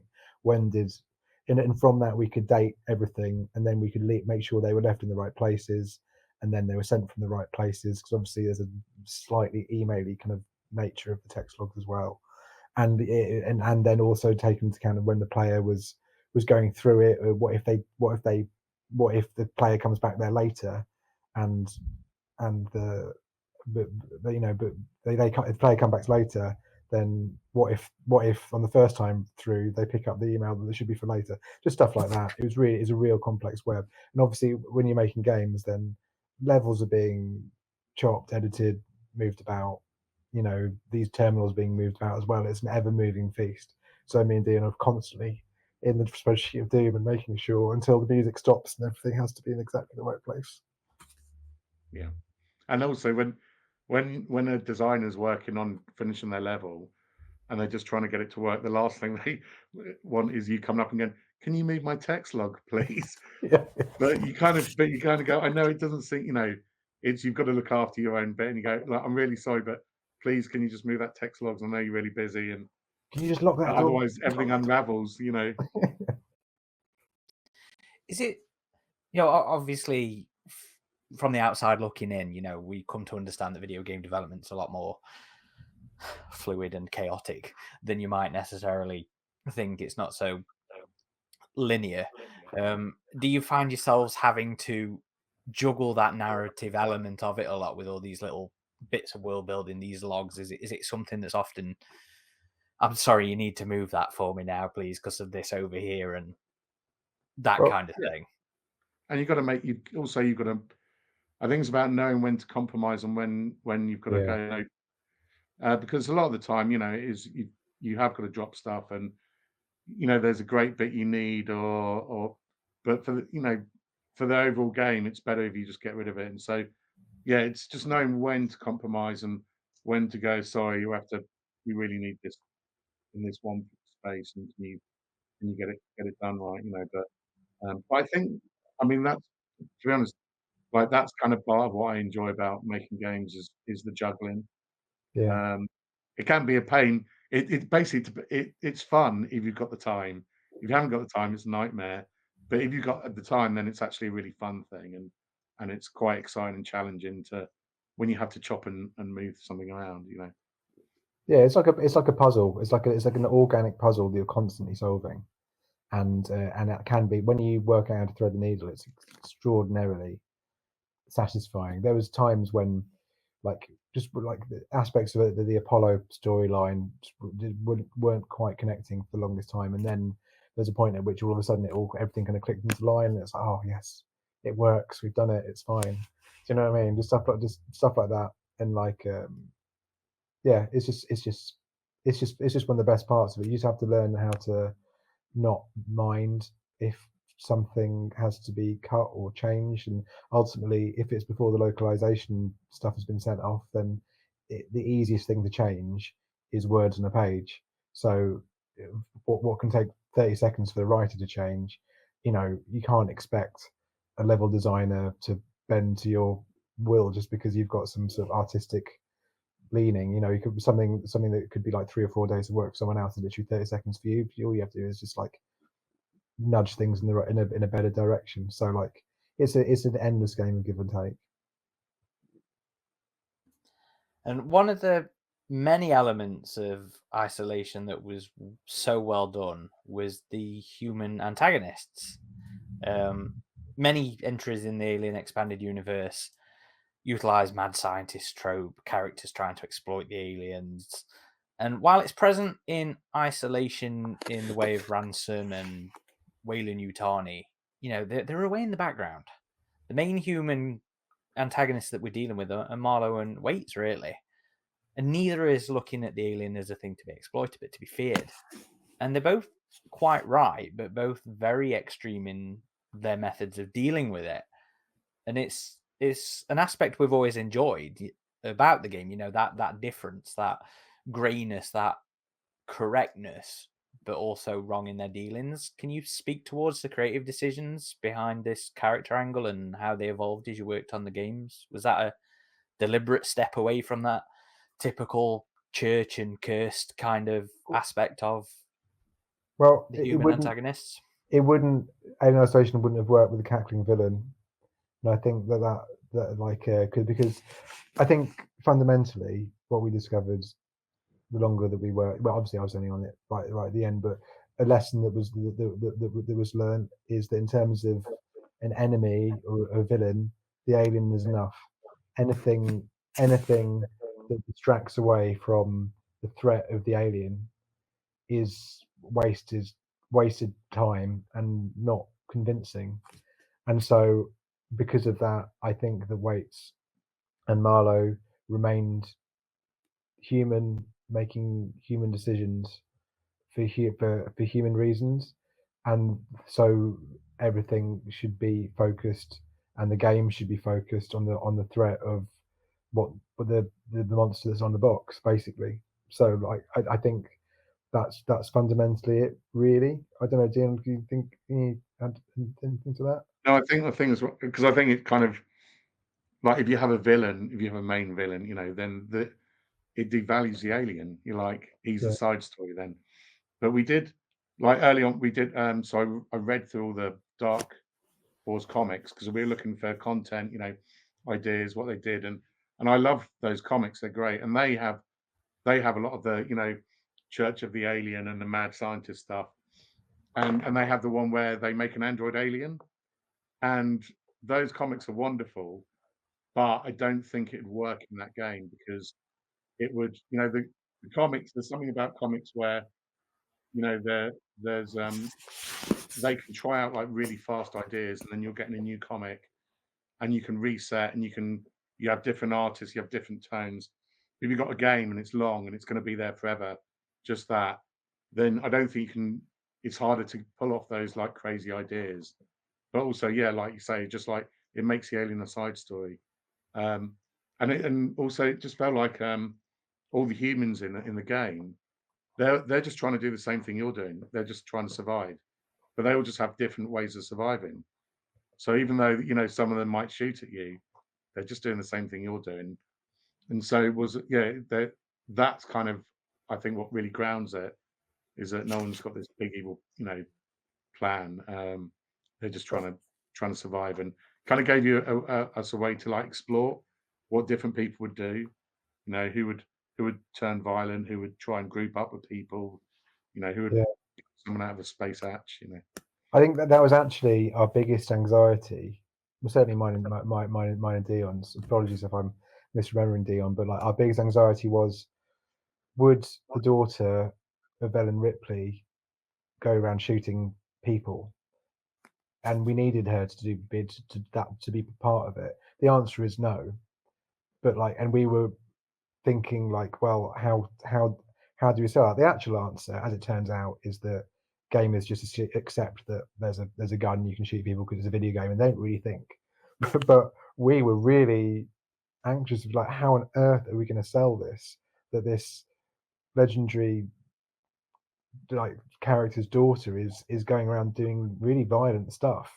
That's complete. That no version of Ripley we've seen would do this, and because of that, we thought about the downfall of Sevastopol, why people had guns, why they're people like they're just surviving. And so this is even all the way from Waits and Marlowe, all the way down to just the random people that are wandering around, like that'll shoot at you, and that's where a lot of our sort of intense thought about the back history of Sevastopol like came from. This kind of this worry that the killing of civilians wasn't something that would fit in the franchise, and it's this weird sort of this connection where the film characters and just what happens in video games kind of clashes a little, and I think we probably overthought it in truth, but that overthinking actually was to the benefit of the overall narrative. It seemed like that was kind of a purpose of Axel's character, to kind of sell us that Ripley, he's kind of shaking her like, listen, we have to survive here. I don't think you get it. Like, people are killing each other on the stations. And it kind of justifies her defending herself in a lethal manner, I guess.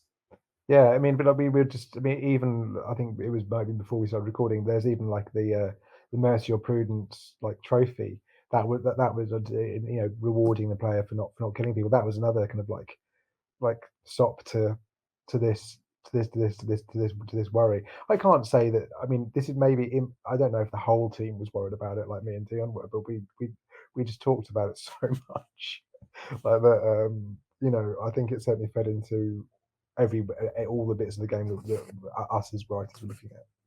The freedom with that was something I really appreciated, and it kind of reminded me of a 2008 game called Mirror's Edge, if you guys know that one. Mhm. And yeah, that game is it's not a first person shooter. You are a courier running around and parkouring and stuff, but sometimes it can turn into a first person shooter. And when it does, it works surprisingly well. And I felt the same thing for Isolation, that yeah, you're not really incentivized, and often you're discouraged from engaging in that kind of combat. But when you do, it is a really interesting part of the game, I feel. But to some extent, I've been playing it this week, obviously in prep for everything that's going off, and I mean, I don't know whether it's me playing it on the Switch or me just being a shit gamer as I get older, but some of that gunplay did feel awkward, to the point where perhaps it's like that's because Amanda's awkward with the entire situation, maybe, or is that just me being shit at gaming at the minute? But whether that's me reading into it or I don't know. I think from a technology point of view, we were looking at that.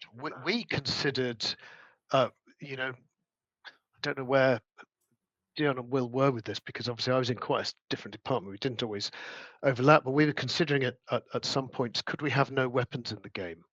So we had the idea that you would have to improvise absolutely everything, so that Amanda's first weapon would be made out of a pneumatic bolt gun, I think, with a magazine wrapped around the outside. And some parts of that stayed into the final game. And if you used it too much, the magazine would catch fire around the outside of it, and you would have to build your own flamethrower. It wouldn't be that you'd just find a flamethrower. There wouldn't have been pistols. We did play with all those ideas to see what we could make from a kind of a gameplay and a technology point of view. I think in the end we decided that probably no guns limited us too much from the perspective of the NPCs. And if the NPCs have guns, then Amanda should have guns, because she would pick their guns up, right? So that kind of died in the end. But that was certainly ideas we were playing with. It's funny the things we worry about. Like the other thing is like but there's guns in a space station. Why would they allow guns in a space station? So we had to I wrote all these text logs about like the American. it was the Julia Jones, wasn't it? Yeah, the right to bear arms for into space, and kind of like gave these logical. I think so much of it was just thinking too hard about things, and then I totally forgot about that. Yeah. Well, But we also had. I think there was. I mean, again, I'm kind of talking for the designers as well, so this may be wrong, but I'm pretty sure that the guns they didn't want it to be like super. They didn't want it to be like COD or something like that, because otherwise it would. So I'm sure they thought about that a lot and balanced it so it wasn't. Using guns is really easy, and I can I mean, there's not much ammo in the game or anything. Well, like that. and also obviously any gunshot cools down the alien. Yeah. But we did play with the idea of could we have, we talked about, could we have sections of the game whereby it became a hard vacuum because it shot holes in the hull. That was another idea that, you can see a little touch of that where you end up outside the space station. But there was the idea at some points that we'd have hard vacuum in the space station and airlocks and doors that closed, and you'd have to go through sections of hard vacuum, and potentially we could have, habitable sections become vacuum. We toyed with it, what if the guns shot the windows out? Right, well then we'll have to suck everything out into space, right? How does the player survive that? And we tried that sort of thing. We like you say, well, we worried far too much about that because games just accepted. But we had a lot of ideas and things that went by the wayside trying to come up with solutions to probably problems that didn't exist. It's funny you bring that sort of stuff up, because that's absolutely on my dream list of things for a future Alien game. I want to be able to injure the alien and have the acid blood infect the environment in a negative way, unintentionally positive way? Is that the way I get through an obstacle, by using the alien's blood to my advantage? Do I just fuck up this kind of stuff? I mean, I know it's pie in the sky kind of. It's a big box of nightmares for Yeah. for certain I teams, imagine I'm it's a sure. very horrible game design sort of challenge to be met, but that's just like fan. I'm the same. I wanted that. That's one of the things I don't like about playing alien games, right? In all other games, you shoot the alien with bullets and green blood splatters out and then drips down the walls. Well, if you watch Alien, it doesn't drip down the wall. The so-called molecular acid would burn through the wall and then drip down and down and down the ship. And I really, really wanted. Again, we tried to see if we could have any tech that would support that, because that was absolutely a dream of mine, making the game, that we could find a way, even if we only did it in very specific places, that we could find a way to actually burn through the geometry and see what was on the level below. But our tech at the time was just not quite there. Whether Alien Isolation 2 can do it, who knows? We'll find out in a couple of years. None of us are involved in it, so we'll have to see what happens. So, Andy, something you said earlier about some of the earlier demos you were doing with the Alien, and it not showing up at all. In Rebellion's Classic, my understanding of the way the aliens worked in that game was they would spawn at some point in the level and then have to come find you, similar to what you're sort of saying, like the early versions of Stompy was doing there. And the AI of Stompy in Isolation, is one of those things that is so well lauded. It's one of those aspects of the game that is just like, this is what people love. And while we've come to have a better understanding of the way he works over the years, there's still a lot we don't know about it. Why was this the particular moment that it worked? Why is Stompy the definitive alien intelligence compared to like those other versions? I think a lot of things came together for that. Nowadays, we take pathfinding and navmesh generations and things for granted.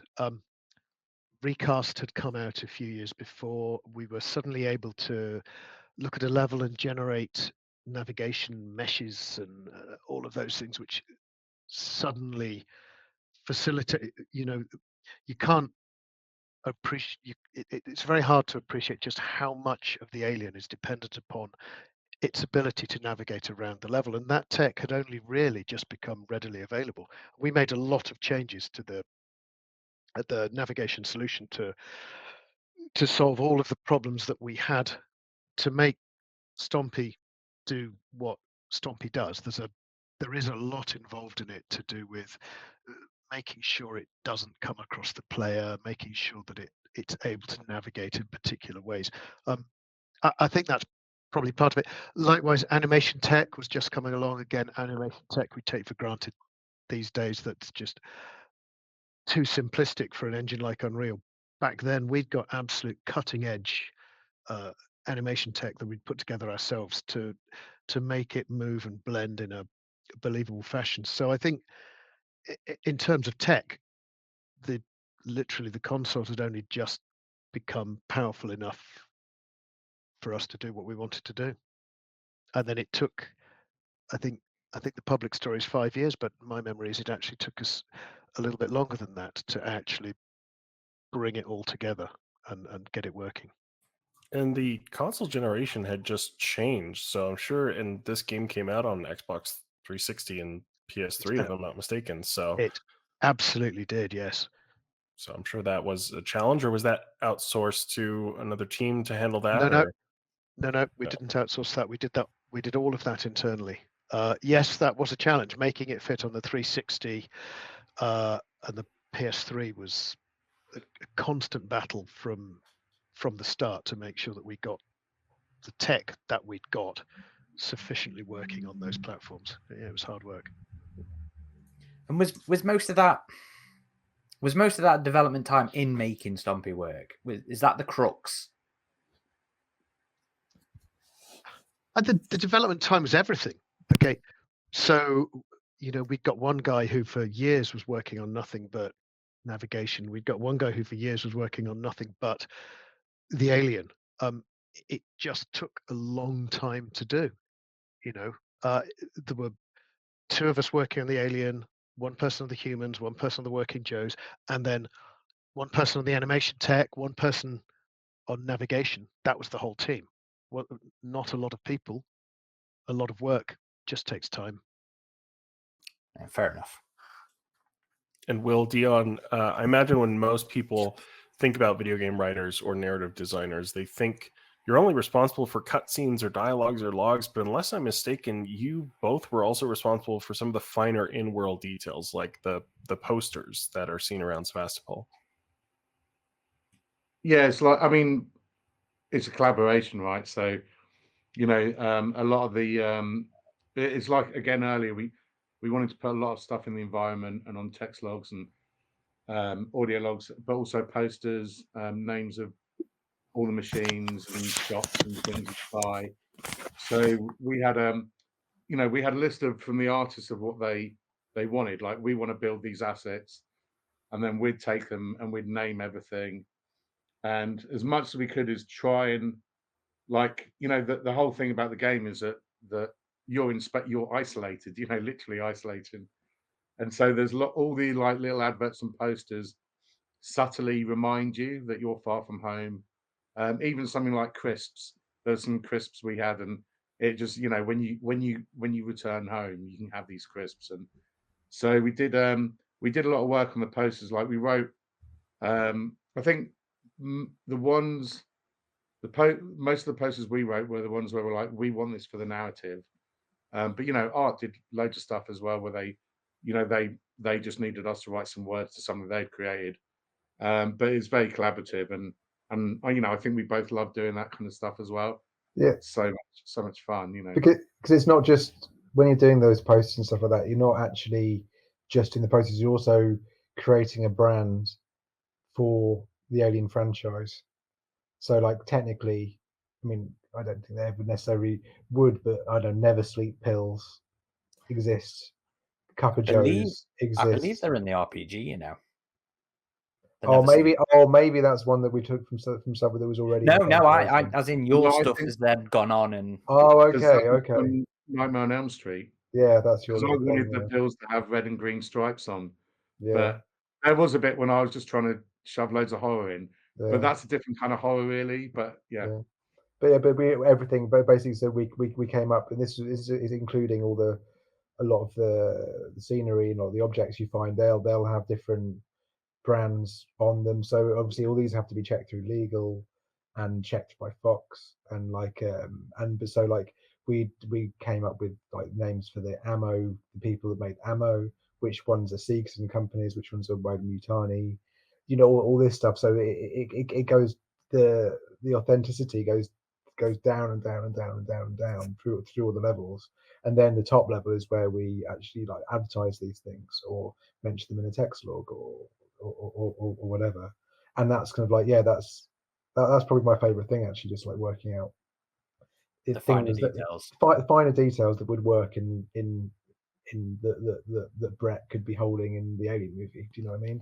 Like, and so, and the other thing that we might do that's naming stuff and whatever. One of my favorite things was every room on Sevastopol has a little sort of bluey sign, and like and there's also like all the other signs, like I don't know, the departures board in the spaceflight terminal, or like the names of shops, or the names of all the different rooms and what happens in them, and Seegson synthetics, or just like even just directional signs to places that the player can't go to. I really loved, like, through those names you kind of evoke an idea in the player's head about what used to or what should have been happening here before everything fucked up, before Seegson fucked it up, before the Alien fucked it up. What was this room built for? Even if it's just an empty room with a working Joe in, if you just call that working Joe calibration room, do you know what I mean? You could imagine Smythe and Spedding in there calibrating a working Joe. Just stuff like that. Just something as simple as a name that the player walks by. And by the way, the other thing that we're doing is all these names also have a Japanese translation as well. A lot of cases as well. So like, yeah, it's crazy. Yeah, we had you mentioned that for every location we had because Sevastopol, the whole thing was that it failed even before the game started. It was a failing space station, so we had a list for every location, like what was it supposed to be when they built it, what was the dream, what did it become when it failed, and then what happens to it during the actual gameplay. And so and that was stuff and the artists and designers building stuff, and then we go, oh, we can use it like for that, and it is back and forth where they'll have something and they'll want a name for it, and then we'll go, we can use that, we'll add loads of other stuff that we need, and then sometimes we'll go, have you got any rooms that are like this? We kind of need a room like this, and we want to name it this. And again, yeah, but yeah, I think I'm the same as well. I love world building stuff. It's to be honest, I would just do that all day, and I would like to populate it with millions of things, and I would have done a million more posters if I had the chance. But it gets to a point when you have to finish a game. That's one of the things a lot of the fans appreciate about the game is the world building, and it isn't just through the things that you've introduced that have gone on to be used in other things, but it's the attention to detail within Isolation as a world itself. And it sounds like you guys put a fucking hell of a lot of thought into it that just we pick up on and we love and we enjoy, and it's just all part of the immersion. I have to say, yeah, I just thought, because I think it's because everyone genuinely, and I think you can tell, like everyone on the team loved it so much and put so much work into it, that there's chewing gum. Was it chewing gum in the locker or under the table or something? There's something weird like that. It was like Yeah. someone's done that. They've made some chewing gum. Oh yeah, that's right. Yeah. First, it's the table, and the first time you see the alien, isn't it? Yeah. There's a bit of a cutscene where you're hiding under the table. When you look up, there's a blob of chewing gum stuck underneath it. Oh man, That chewing gum is love from whoever did that. That's love, man. Yeah. Speaking of things, not as easily apparent in the game, there's, I believe, one locker has a picture of a panther in it or something.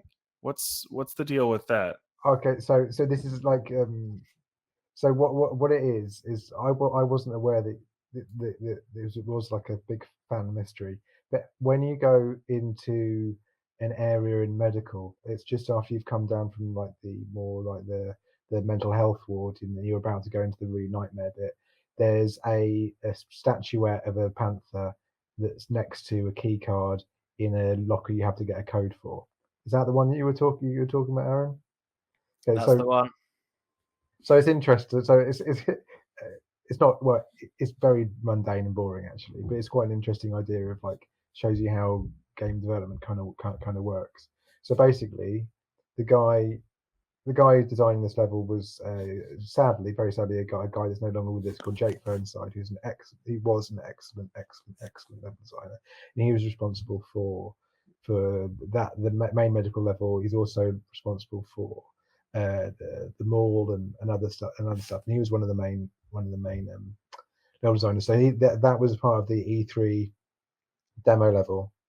But we came across, it's one of those overthinking things. It's like, why is there been a key card? Why is there a key that's been locked in a locker? There was like, it was like that I'm sure that was the thing. It was the idea of why is this thing locked? Because players need to go in there. Doesn't make so we said, right, we need to put something that looks expensive in there, so whoever's in here is keeping it safe. And so we thought this, in another part of the game, this Jaguar statue had been made for the character Ransom, because at one point in our plans, you had to go through the Josiah Sig executive habitation suites, and you'd go through Ransom's. One of the rooms would be Ransom's, and we wanted to make him look like this big fucking show off. So he was like into like panthers and tigers and stuff. So he had this panther statue, And so, because we weren't using that anymore, we said, right, let's make the panther statue small, then we can put it into the locker. Then it makes sense to be locked because that looks valuable, and therefore the player won't ask any questions. As it turns out, I don't think the player ever would have asked any questions. But that's the sort of thing that you're constantly second guessing yourself about. Then you just make us all ask questions then anyway, because we're like, what the fuck is this an Easter egg for? What is this reference to? It's a reference to why is this door locked? Yeah, that's right. It was a statue, not an image. And speaking of ransom, in the survivor mode, the challenge mode, it was really cool seeing some of the other environments of the station that we didn't get to see in the main game, starting with Ransom and his apartment, seeing his swazzy corporate apartment. I forgot about that. Yeah, I forgot that. I totally forgot about that as well. I was off the game. I was out the door by that. By the time I think Kat did that one, didn't she? I was curious, were those always intended to be like a survivor challenge mode thing, or were they initially at one point supposed to be more narrative driven? I don't know. I think that the answer to that becomes beyond my own pay grade. Okay. I'm not sure. No, if Dion knows. I'm going to plead the fifth on that because I think that's probably something that might be an end. Yeah. Okay. Because that's cool, but yeah. But I totally forgot because those I haven't played those very much because those I find because I'm rubbish at the game. So I tried. I was playing and trying to get the achievements. And what I would do is I'd play one time where I'd play incredibly slowly and really sneaky. And then I go, no, the trick is to run like hell. And every time I died. So I keep meaning to go, one day I'm going to get through them all. They are significantly harder than the main game. They're tough, yeah. Yeah. I've beaten the game on Nightmare and I still haven't finished all the challenge stuff myself. So I know we've gone on about world building several times already, but it is one of the most significant ways that. But one of the most significant ways that Isolation does this is through the introduction of Seegson and the Working Joes. I was hoping you could speak to the work that you both did on building on those concepts. Again, was that something from Dan that you guys built upon? Was that something you introduced into the narrative yourselves? Tell us about Seegson. Tell us about the Joes. So I'm gonna talk about the Joes first, because I think Will did loads more work on Seegson, I think, but also because the Working Joes were in before Dan, I think, because we needed another enemy, and obviously you have androids in Alien, so people expect androids. So I know Al was like, we need an android as an enemy, but we don't want it to be like Ash because that'll be a nightmare. Then it's a character. And so we had these androids, and they had a kind of similar look to them, but we're trying to figure out what to do with them. And I was, asked to figure out names, and so I came up with Working Joes because they're Working Joes, right? And then I thought, why in Alien do you have this, Ash who looks human and fools everyone to being human, and then in this game you have these androids that kind of like, not very good, or they're very blank, and so that was why I thought it'd be cool if like they use it as a kind of selling point. They go, look. Oh, was it? Dion, I never realised that because I joined off. I didn't realise it was a you thing. Oh right, yeah. I joined when they were already a thing. They look different. No, I talk about the thing. Like I didn't. So to be clear, I didn't create the Working Joes. I came up with a name, but I did come up with I came up with the name. And I came up with the idea that that's why they were like that. They were like, don't get weirded out by these androids.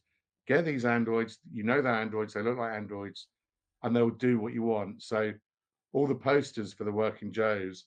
Actually, I don't know if they made it in game. We wrote loads that were just like, an android you can trust finally, and it's like they don't do this, they don't. What I think this probably didn't get in the game, but it's like they won't spout philosophy, they won't cook your, they'll just work. They're Working Joes, So that was I put that in, and then and then talked to Jude a lot, who was a art director on it, who was about the look for them.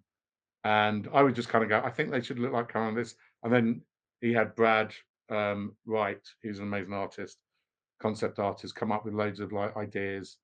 And then we go, and then loads of people would look at him and gradually they'd whittle it down and you get the working Joes, I love how Um, Doctor Who they are.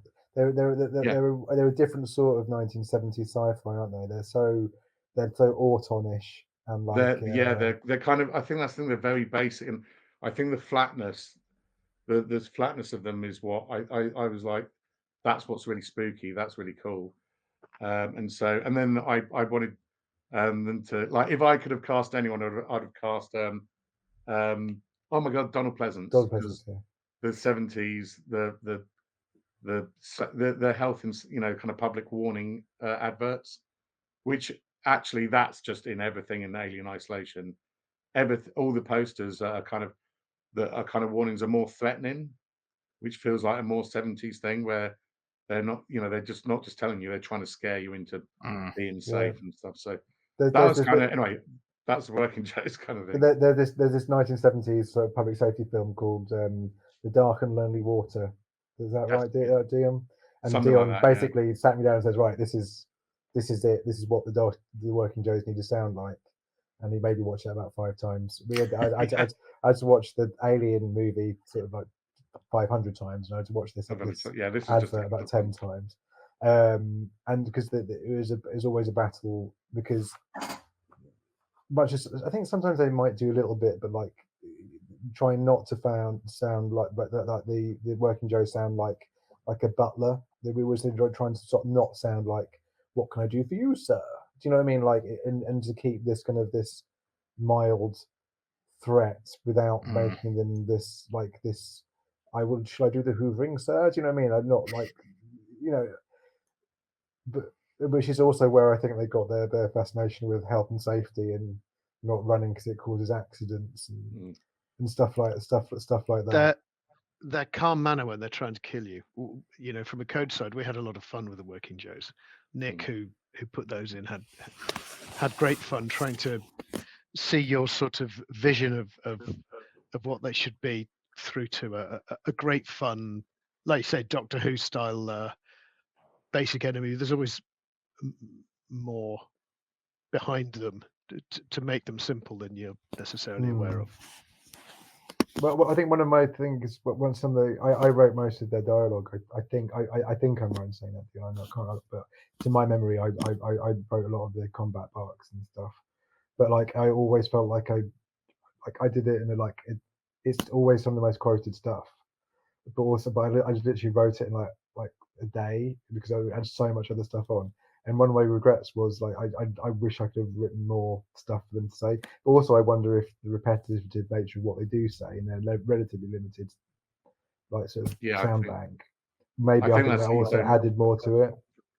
Yeah, like I think I wrote like a kind of template and goes, and then you wrote all the rest of it. I think. But I think we're on the same wavelength. So it's like that's what's like, kind of like this, or kind of like that, and Will would say kind of like this, and but but the Seegson stuff is so that was that Dan had the Seegson name and stuff, and then but I think Will did a lot of the loads of text logs about it. So I did I think that was Seegson were like a thing. It was just told to me as like they were like the Skoda to Weyland-Yutani being BMW. I think that was about it. I mean, it was kind of like a done thing, and then just I basically just mapped them out in the Alien franchise and where their development and Weyland-Yutani's development kind of merged and combined and were alongside each other. I guess, and that a lot of that. I mean, only a fraction of that thought actually appears in the game, but like that's largely in the Julia Jones history, Ion Seegson stuff, and like stuff like the Josiah Sig habitation, the executive suite much as it only made it into the DLC, as I forgot, Josiah Sig was the guy who started the corporation, and then it was Sig and Son, and then over hundreds of years it became Seegson and stuff, just stuff like so, just fun stuff like that. And then I think a lot of the corporate thinking of a bit of work, I don't want to name names, but I've worked for different companies that had a feeling of self-aggrandizement and slow circling the drain, and what the executives sound like and the crap they come out with and the nonsense emails that you get sent, and like the fact that everyone that is there knows that you're on a sinking ship and nobody talks about it, and everything relying on a certain deal to go through that it doesn't happen. All that stuff that I think a lot of us probably feel at our workplaces, that then fed through to a lot of certainly a lot more the levels that I was writing, which is a lot of the synthetic levels. Generally they were my ones. So I think that kind of like that corporate thinking of the shit corporate thinking kind of leaked through into that as well, and also part of the history and what happens to Seegson in the background as you're playing the game. It expanded the scope of the world very nicely as well. I mean, sure, some of the comics had other companies, I think we had BioNational, had the Grant Corporation eventually as well, but none were ever as filled in and as developed as Seegson ended up being in just this singular game. So that's, again, one of the other aspects of it that we're just, I'm speaking for everybody here, but I personally get pulled into the world by, the Ion Seegson kind of Julia Jones development stuff. And thank you. That's really kind. Really good. That was certainly because we really gave a shit about making this make sense. We were really fighting because we wanted people to feel that we were worthy of being a game that was based on our favorite movie, one of the greatest science fiction and greatest horror movies ever made. And so we thought about it a lot. But the other thing about the Alien franchise, especially the first movie, is that like it doesn't answer questions, and there are these massive gaps that it's not, I wouldn't say it's easy to fill, but like you're free to create a model of what you've got, because there aren't lots and lots and lots of law rules around Alien. I mean, don't get me wrong, I probably can't say them, but Fox did have rules, but like in general, like, and obviously you have to get everything cleared by them, but like just because of the way there's so much unknown about the motivations of different characters, like Ash, the motivations of Wayne and Tiny, like are left like hanging in the original movie when viewed on its own, and because of that there was a lot of room for maneuver. You just had to make it feel like it made sense. Just to touch on the Joe's dialogue once again real quick, I noticed one line of dialogue of theirs that was less rudimentary. When you're beating them to death, they'll sometimes say, "To sleep, perchance to dream," from Hamlet, right? That was me. Oh, that was cool, because it kind of gives that, like, are they smarter than we actually think they are, kind of suspicion to them. That's another happy accident, because basically I was sitting in these recordings. We were in Soho in London, and you're sitting there, and all of a sudden you become aware. We worked with some brilliant actors. It was lovely. Got to meet Mac McDonald, who was Captain Hollister in Red Dwarf. Got to chat with him about various and stuff. in Aliens. And in Aliens, much as he didn't know much about Red Dwarf, I knew a lot more about Red Dwarf than he did. I can tell you that much. But like, he's a bit lovely guy, and Richie Campbell, who's like now he's one of the lead characters in Grace, and like anyway. But like one of the most interesting things I found was these guys coming into the Joes. They're all like proper Shakespearean actors. They were like they were properly good, really like RSE type people. And so I think it was from that, and I was like, well, why don't the Joes do a little bit of Shakespeare? So I had this idea that their vocal routines could be reciting like literature, and like, so they and obviously it's sort of there's no copyright on Shakespeare, and so like I had that we've got these amazing at CA somewhere in a deep dive vote. We've got these like Working Joe's like sort of like intoning like with great dread and like in terrifying ways, like my favorite bits from The Tempest and stuff like that. So I'm such a fucking English nerd.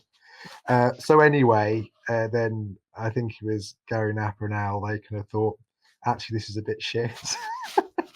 Like Gary was like, yeah, it's not really working for me. Will, I was like, can you just maybe maybe they can just do it in one bit, just do it in season synthetics, just every now and again. Like, no, Will, no, it's not going to happen. So that all got cut out, much to my despair. I don't know if it would have worked, but it sounded really good when they were doing it. But the one that was left in, kind of by accident, because it's so gargled when it happened, is To Sleep, a Chance to Dream. And yeah, but it worked. But I think because it gave you that feeling, it kind of works, and it makes you think, like, hang on a minute, what did that just say? And I think that's kind of like the only real suggestion that maybe there's something else going on there, because it's so odd. So yeah, it's just a happy accident that's created by my insistence that like we should definitely get some Shakespearean death chat into the game. I love the idea of the what being vocal routines. I did when I started doing them. I wrote because I wrote like some of the stuff you hear, and then I wanted them to do like nursery rhymes, like spooky nursery rhymes. Oh, that could be And I was the interesting. only person that wanted to do it, and I remember it got all the way to, because I was like, look, just let me. Honestly, it's going to be spooky as hell. It's going to be great. And we got to the audio recording thing, and it was not great. It was awful, and that got cut. So I went further than Will, and it was much worse. It was so embarrassing, because I think there's a couple that they went, Dion, this doesn't even rhyme, and I was just like, yeah. So I learned a lot about acting and actors on Alien, and it's amazing. I think that's one of the great things, is just like working with actors. You just see how much they can do, and you need to learn to trust them.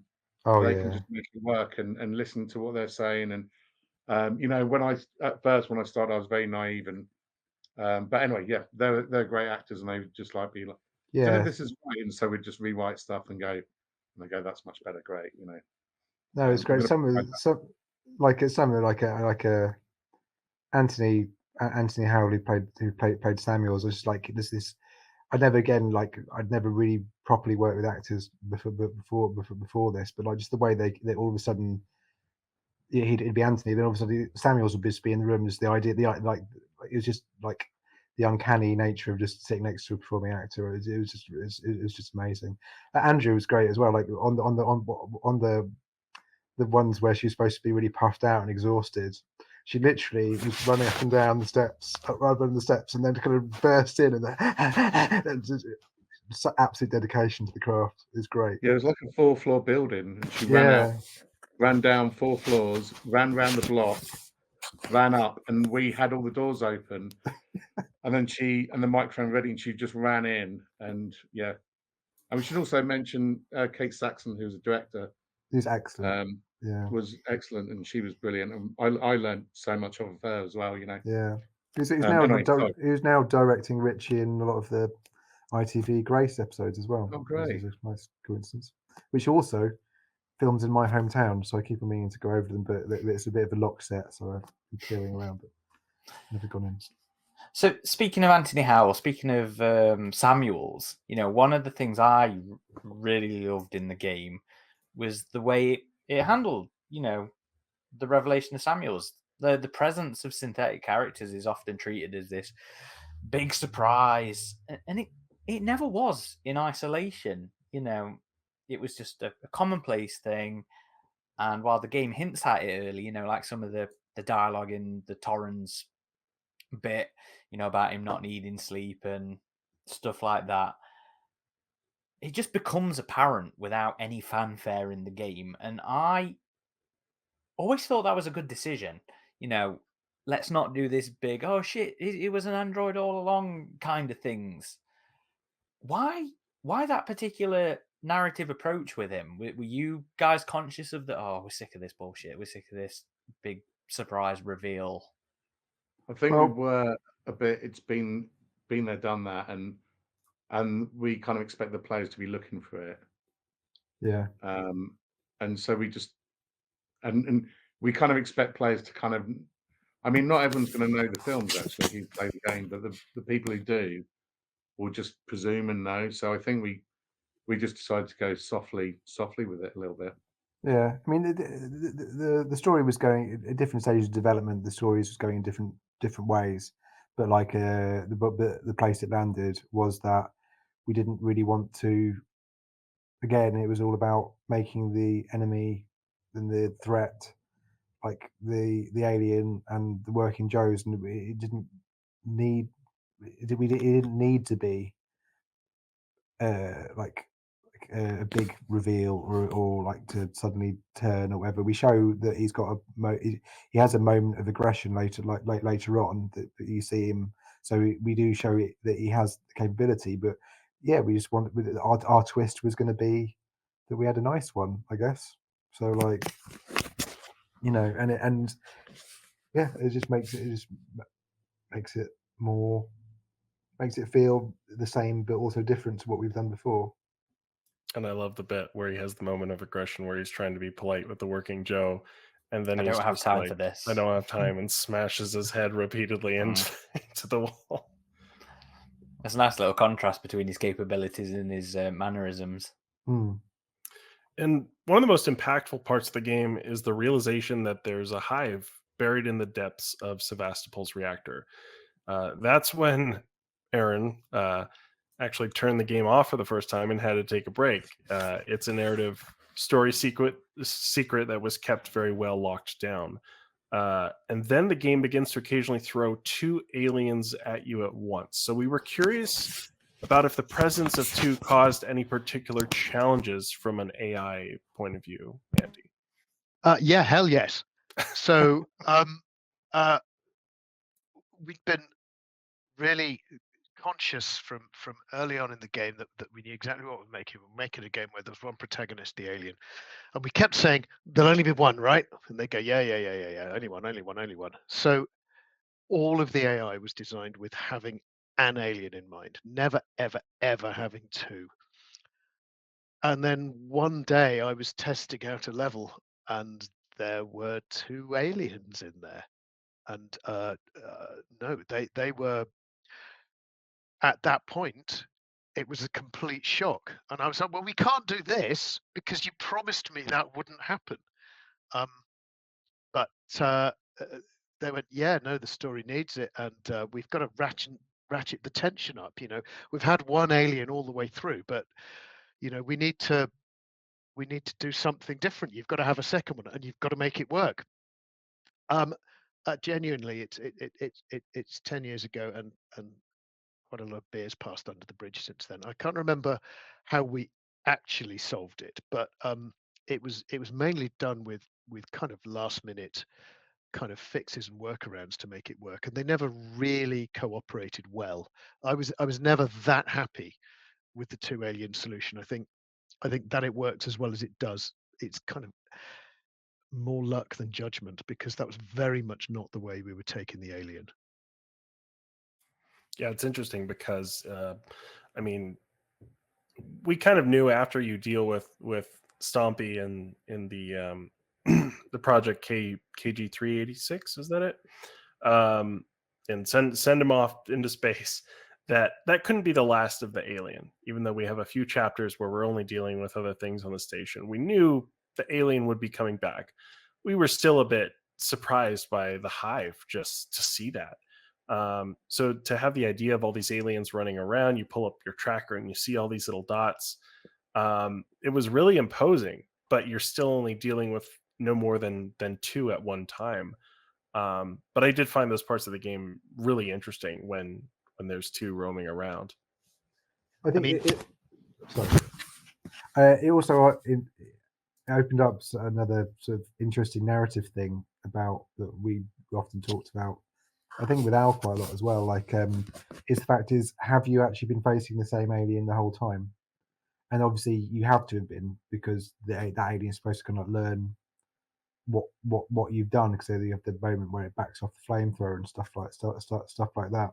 So it's probably another thing we overthought. But at one point we thought, should we kind of mark that alien somehow, so it's your one, if you know what I mean.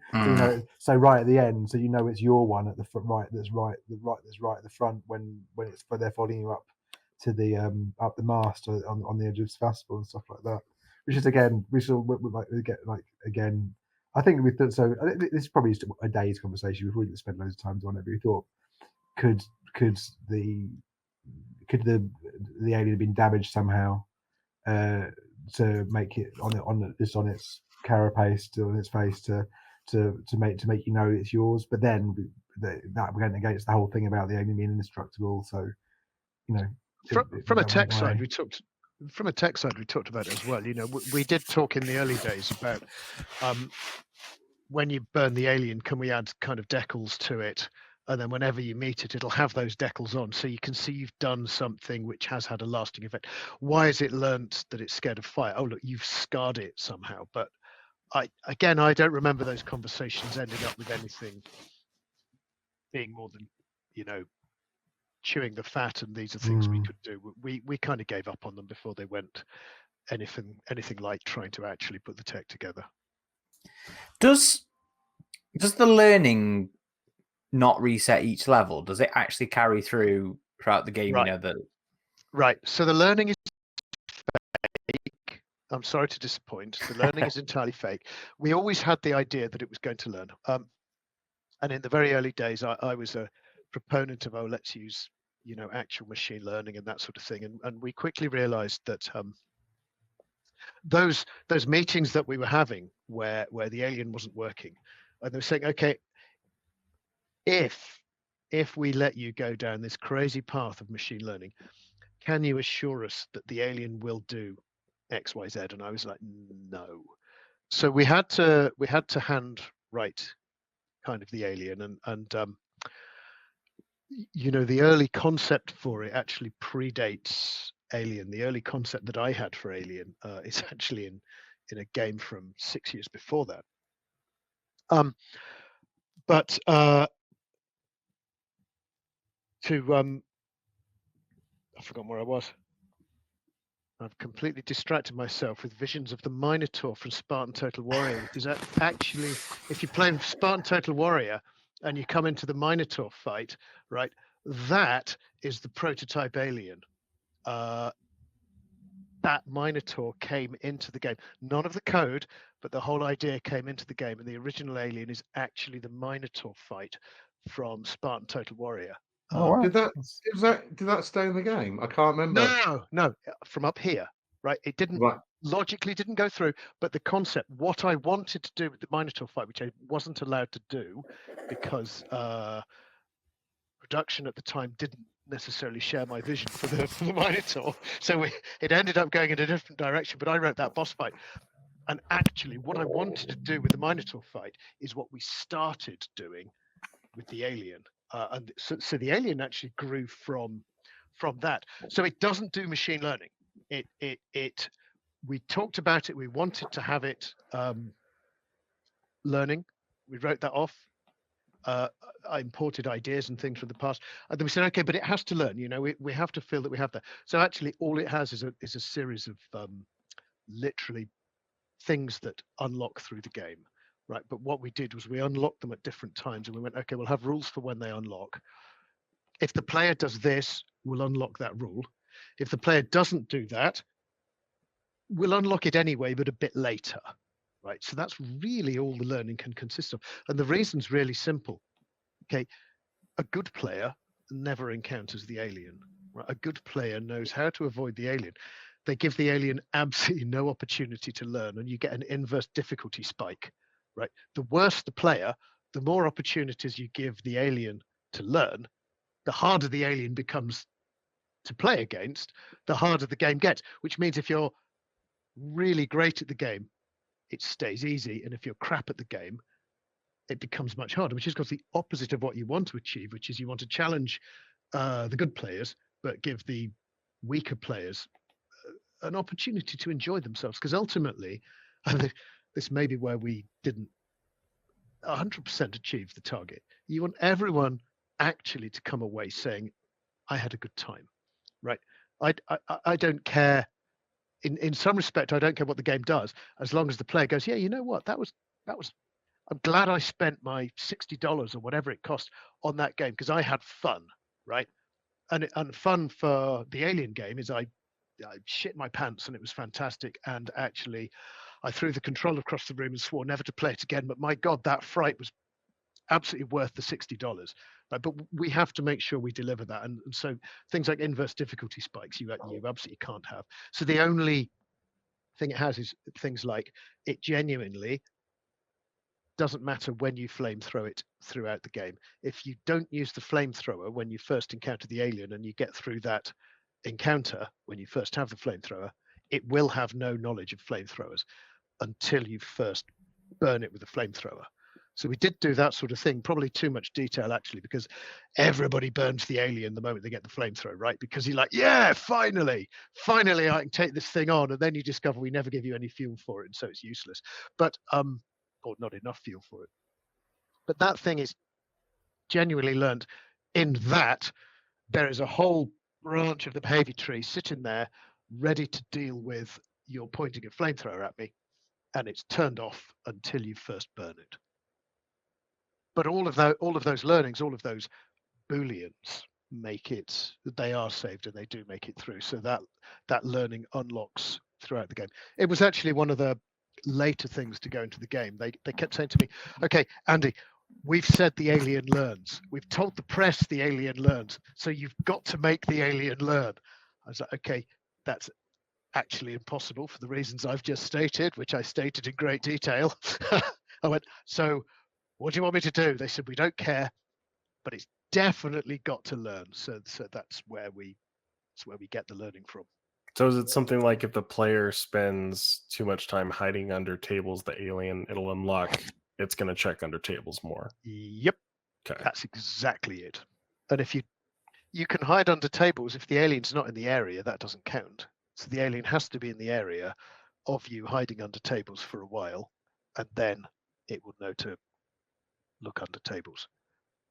The alien, we wanted a completely systemic alien, but with the tech of the time, with not using machine learning, the actual tech is kind of mostly systemic with scripted things like that, layered on much more scripted things like the dreaded lockers. And I don't know, Aaron, whether you did this when you came into creative assembly and you played through the play test that we laid on for the press, where you were in the darkened room in the gaming chairs with the high quality audio and the monitors, and you could hear other players screaming because people were screaming, and one or two people said they never actually managed to get out the lockers. I never went in the lockers in my playthrough. I never actually got in there. I spent it hidden behind the fucking the ballad things that were in the middle of there. My favorite review of the game after that, because was in the Guardian or the Telegraph or something like that, and whoever wrote the review, they were probably in the day you were in. And I was in on my own with one of the other lads. We didn't come in with the rest of the press. Right. We had a press day. We had loads of press in, and one of them obviously went to have a moment afterwards in the Creative Assembly toilet. Now I don't know if Dion or Will remembers this, but we had a haunted hand dryer. Oh, this was Cara Ellison. This is Cara Ellison, yeah. Yeah. So we had a haunted hand dryer which just used to randomly turn on, and this poor guy was sitting kind of. It was a lady. Oh, was it a lady? Was it a lady? Cara. Yeah, of course it was. Yeah.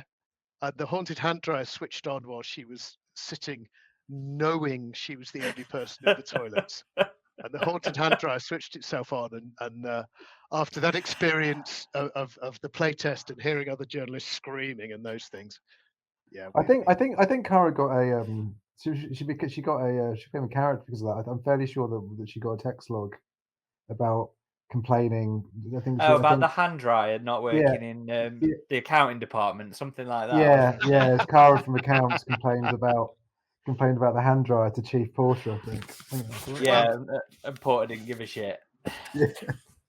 The Easter eggs we put in are great. So things like Dr. Coolman that you get to see killed in the hospital lower is actually Clive Grattan, who's the lead programmer, or was he technical director, lead programmer, whatever he was. That was Clive. Lots of us had our faces captured, so lots of the characters in the game are staff from the project, and we were all so pleased to see Clive get his just comeuppance, because nothing more satisfying than seeing your lead mauled by an alien, right? That was one. I remember that being one of the things that was actually hyped up quite a lot in the press, was how you guys had found, I think it was somewhere in Sheffield,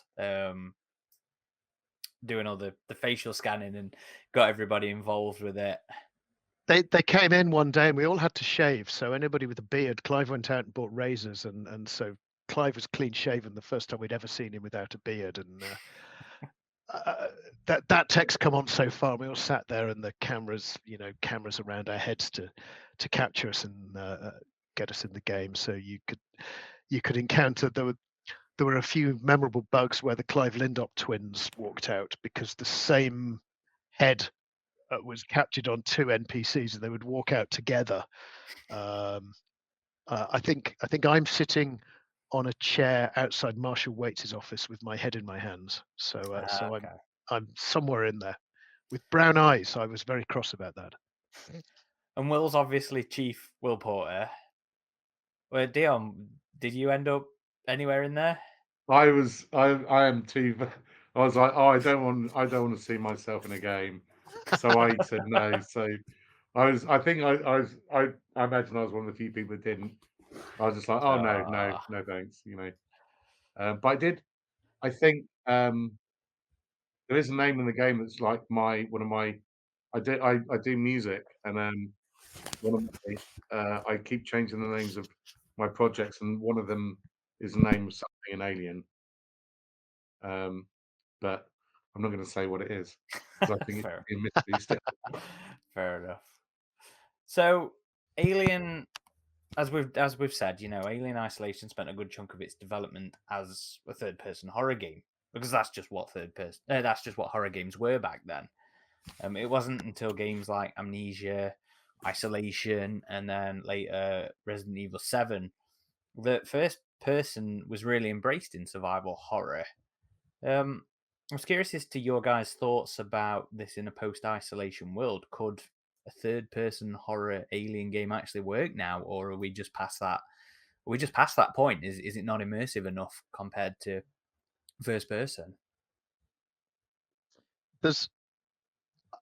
I don't know about that. From a technology point of view, there's challenges with third person compared to first person, because when you go first person, you're very, very limited in what the player can do, right? Third person, you can peek around corners. How do you make, because you can just swing the camera around. The alien can't see you, but you can see the alien because it's third person. Go first person, and you have to stick your head out, and now the alien can see you. So I don't know, because you limit the player so much by going first person, which gives you so much horror for a game like Alien, that I think for an Alien game it would be hard to go third person. Other horror games, well, I'm not a horror game player, to be honest. So over to the others. I'm not very game designery, but I would say, because the thing, I mean, all I've got to say about it is that it's I think it's just like I think someone could do something like that if they want it. It's kind of like another flavor to try. Just because, I was, I went through all the Resident Evil games recently again, the remakes. They remade 1 and 2 and 3, and that's third person, and it works. It works really well, but it's very different, and it's a very different, hiding from the monster experience. But part of the reason that it works is because you've got this limited, you can't see everything, and you can, especially in Resident Evil 1, where you just got that fixed view, and you see your character and you hear the monster zombie, and then you've got to wait for it to enter the screen before you can react. It's just like a totally different. It's still a scary game. It doesn't feel like, to me, that first game, it doesn't feel clunky that they've kept that third person thing. That feels just like a choice, and it feels like it's got a, it still scares, but just in a completely different way. Yeah, I think you could do. I mean, I think you can do a game.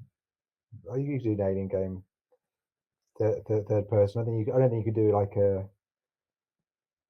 I don't think you could necessarily do a horror game in the same way. But I think an Alien, you could make a more, I don't want to use the word frivolous, but more actiony Aliens experience in the third person. I'm sure you could.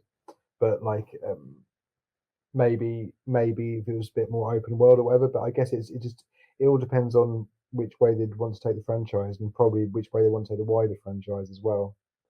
But like, maybe like maybe the more fertile ground would open up that sort of thing, depending on which way Disney want to take it. You get more. I mean, to counteract what I said, you get more opportunities for some aspects of storytelling from third person because you can see your injured body. Right. In first person, you're limited in what you can experience. If you take a third person game, you can start to really hurt the player if that's the direction you want to take it, because you can see a player limping, you can see decals on the body, you can see any damage you've done. So I mean, I think there's always that possibility. It's, take a good game designer and they can do anything. It's just down to what the game designers want to achieve, really. So I wouldn't say you necessarily go, well, because of what, Descent, what Alien's done, that sort of game needs to be first person. But I do think it changes the gameplay. As I said, you limit what you can achieve if you do, but you unlock other stuff. And following its release, Alien Isolation went on to have a huge impact on the Alien franchise itself. Lore elements went on to be explored in books, comics, and other games. Servio's upcoming Alien Rogue Incursion has Gemini exoplanet solutions in it. I didn't know that. Really? Yeah. Okay. Yeah, I have a... 1 second. I didn't know that. I made that up. What? I interviewed them recently, and yeah, I guess they have a new logo for the company. So what? That's it. Yeah. Wow. Okay. You're going to be wanted royalties now, Will. Oh, I would have got them for having all those text logs in the novel if that was the case. So I don't think I'm going to be getting anything out of Gemini exoplanet solutions. So. But you also had the save point phone booths were in Romulus. The first time I think anything from a game was directly put into one of the films. There was a Tanaka poster as well. Even the various sound effects created for Isolation have since gone on to be included in the Audible audio dramas. So there's no denying that Isolation has made an indelible mark on the Alien series. So how do you all feel about that level of impact that the game's had? Andy, why don't we start with you? Oh, I absolutely love it. I remember us inventing the save points, and the save points were like, what do we do? Save points were put in because we were stuck. There were meetings and meetings about how do we handle saving. And we just went, you know what? And I think I pushed this through. Let's go really, really old school, right? Let's not do auto saves. Let's not make it easy for the player. Let's go old school. You have to go and save, right? I didn't invent the save points themselves. That concept, I was pushing and pushing for that. And then I came in one day and Simon had put in these save points that you had to walk up to and then press, and then there was a completely artificial 3-second wait. It wasn't us generating the data to save it. That was done in a flash. It was just put in to brutally punish the player. That's brilliant. Those things are, I mean, inevitably they were iconic, weren't they? Because you'd play through and you go, oh God, I need a save point. I need a save point. I haven't saved for ages. I've got to find a save point. And they were, there were so many technical issues with them that we had to solve. What if the alien kills you a fraction after the save point? What do we do? How do we restore the game? All of those things. But to see that hard work and that love has gone into something that's really, really entered the lore and has become a thing. That's fantastic. And how about you, Will? Just pride mixed with 10 years worth of surprise, I think, because I think it was obviously like it was over 10 years. It took a little while for it seems to have gradually built up steam over a decade. Like people, I don't feel like people were talking about Alien Isolation in the way they do now, maybe 2 or 3 years after. There definitely seems to be some sort of point at which it became more of an iconic thing. I don't know if everyone else like feels that. I always knew that it would. That I remember talking to Andy about it at the BAFTAs, as you do, darling. But like, I said, darling, I love it. I said, history will be kind to us because like that. I remember having Yeah. and like and I was right, but I think it took a little while to build that head of steam and a lot of these like that Gemini exoplanet solutions thing, that's just blown me away. Just like this thing is it's probably a relatively insignificant as they go level in Alien Isolation as well. It's a good one, but it's not one of the ones that people sort of take out as particularly memorable. No, I am thinking about the right one. But yeah, like just the fact that like we've become part of it, and it goes a little bit deeper as well. Like, I mean, I don't know the technicalities of anything, but like often the Alien franchise with Romulus and other things, they'll use the same color tints, the fonts in their marketing and promotional materials look pretty similar and stuff like that. So I think on lots of different levels, on the game, on the lore, but also in things like the marketing and stuff like that, I feel like we've had a really big impact. And I don't know. And on another level, I feel like just the character of Amanda. I don't want to say, because younger people play games, right? Generally, and younger people often don't watch a movie from 1979. Do you know what I mean? So because of that, like almost our Ripley becomes more of a touchstone for a younger generation, and that becomes a gateway to discover Ellen Ripley and aliens and stuff like that. And I feel like that's another reason maybe why people and why Romulus and such is taken to us a little, because we are a gateway to that younger audience. They want to get involved on this amazing franchise, and I think because of that we've become a bit more of a valid gateway. And I'm really proud that we managed to, somehow after all those crazy years, managed to actually get the ball over the line and somehow create that. And Dion, what about you? Yeah, so immensely proud and very privileged as well, because it's kind of, I was in the right company at the right time, and I got to work on this. We got the chance to do it. Who gets a chance to do this? But also, like, when the Gemini exoplanet thing, and all those things where they're taking stuff from the game. It's nice because we took all the stuff from the movies, and we're like, we want to get be as real as possible and take as much stuff as we can. So, and we want people to recognize it. They're big fans. And then the people who are making these other games and books and comics, they're doing the same thing. And we go, we want to do that. So they're kind of like carrying that on.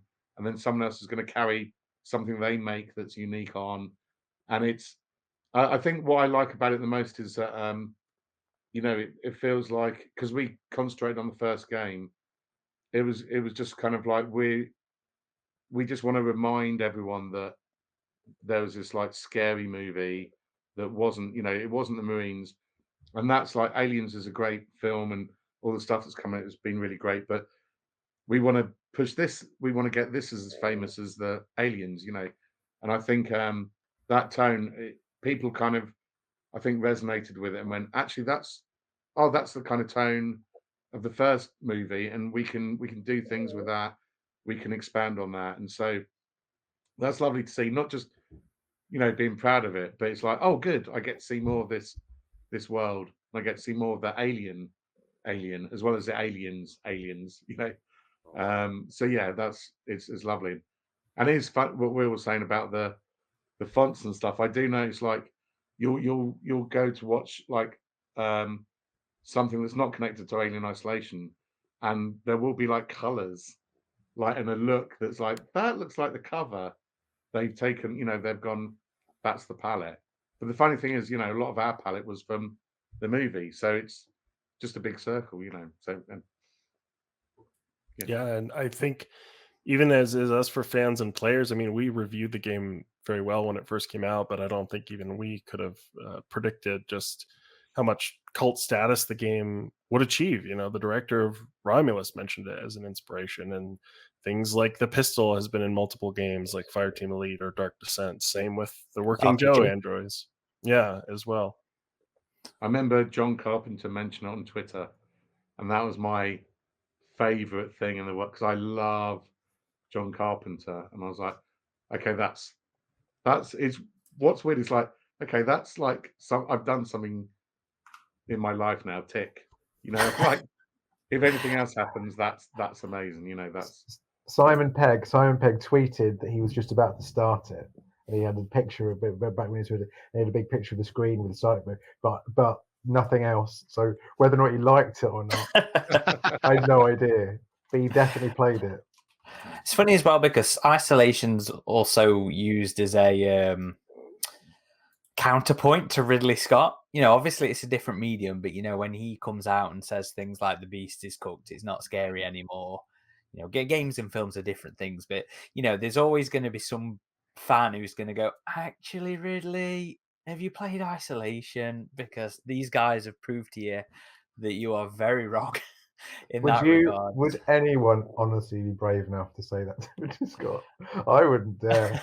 You can imagine, but not out of respect keyboard as well. warriors, sure. Keyboard, Ridley Scott. Ridley Scott doesn't. I don't think. I think short shrift would be the response. He'd tell you to fuck off. But I think that's it. He, like, when he made the new films, he was interested in something completely different, I think. Yeah. So that's why he's like, I don't care. And to an extent, fair enough. He's a bona fide genius, but yeah, I don't know. But I'd love to know what he thinks, but at the same time, he's a busy man. So. Yeah. I struggle to imagine him actually playing video games, though. I'm not gonna lie. Yeah. Not really of that world. Yeah. So some years ago, 20th Century Fox launched what they called a read-play watch campaign that was focused around Alien Isolation. It included a novelization of the game, a mobile phone sequel to Isolation, and a machinima-esque adaptation of the game.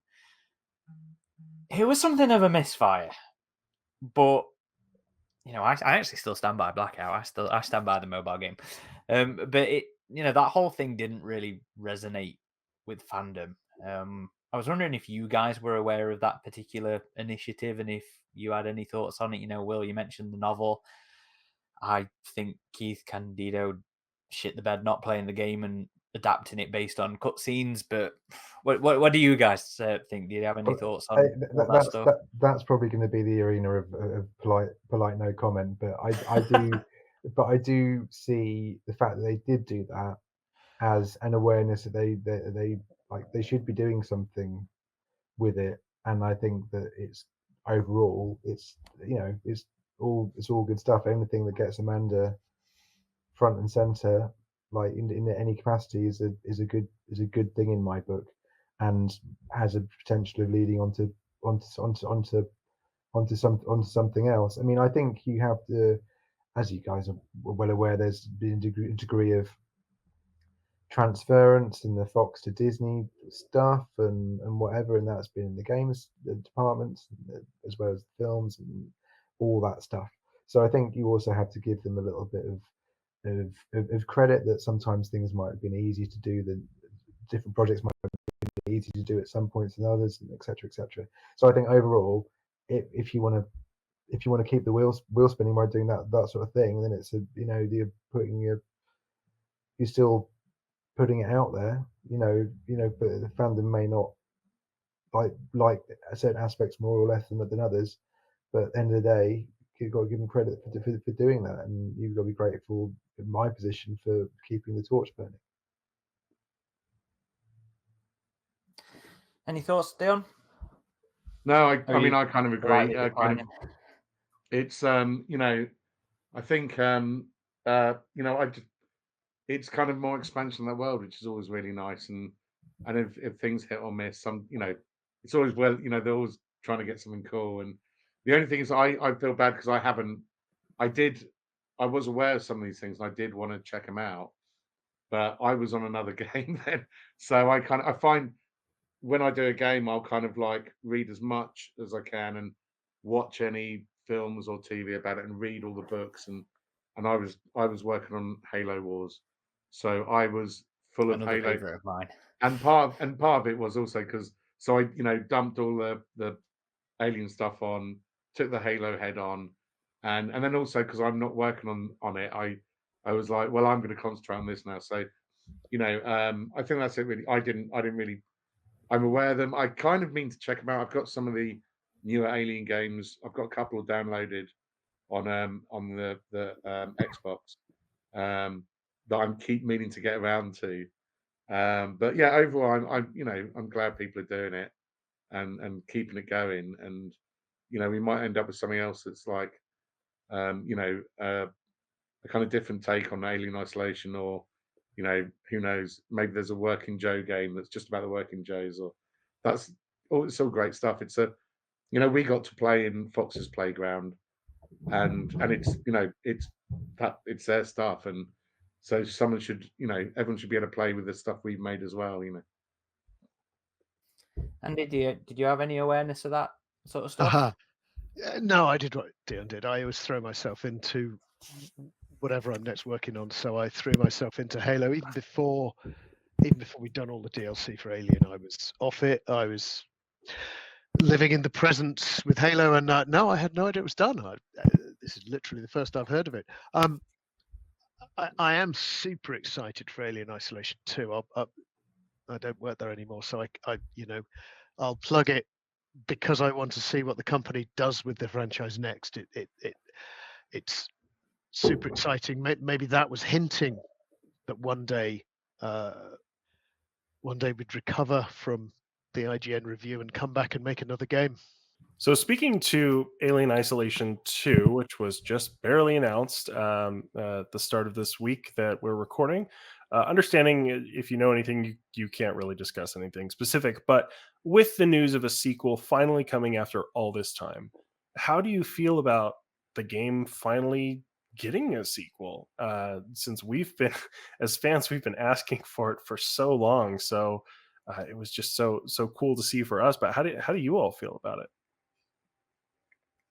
Well, I'm just hugely excited, really excited that there's going to be going back to that world. And as you suggested, none of us work at Creative Assembly anymore.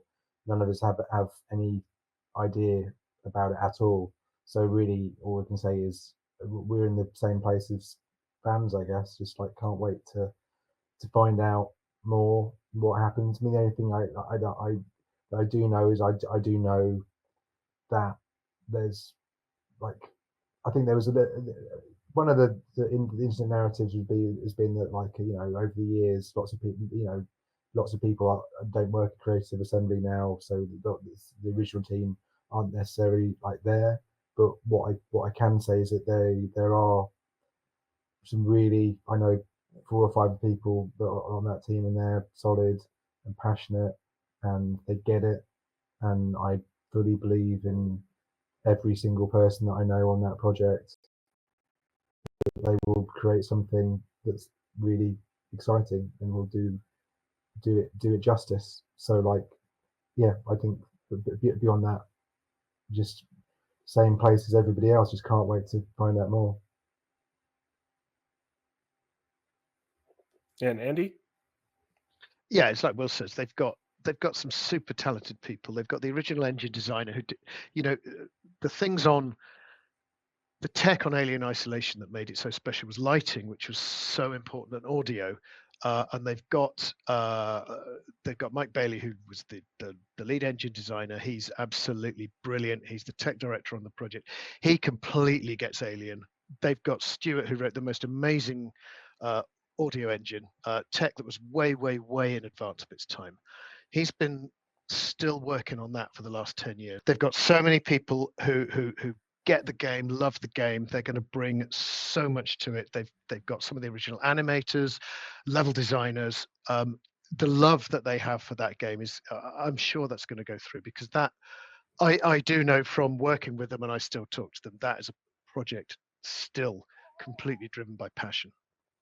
I think they have some of the original concept artists too, if I'm not mistaken, because I know Sega commissioned some of them for the anniversary celebration. Yeah, they probably do. Yeah.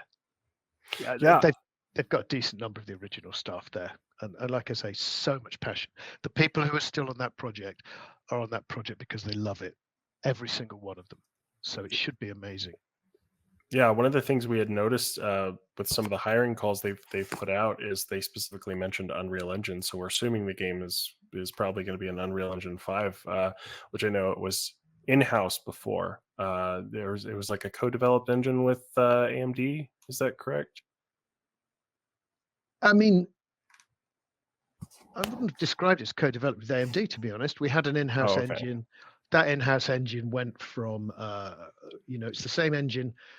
It's a bit like Trigger's Broom. It's been alive forever. It went from Spartan Total Warrior, it went to Vikings Battle for Asgard, it went through all of the test games that we did before we got to Alien, and that made its way into Alien. Over that time, we probably rewrote all of it, but it was the same engine throughout, if you see what I mean. We had amazing tech. We would get AMD and Intel in to help us optimize graphics and CPU, and probably talk to NVIDIA. Well, we will have spoke to NVIDIA as well to optimize it, but it was a fully in-house engine. Okay, so they've assisted more than co-developed. So, I don't want to go on record as exactly what they're. my recollection, and my recollection is definitely faulty, is that it was in-house, and we would have help from them more than co-develop it with them.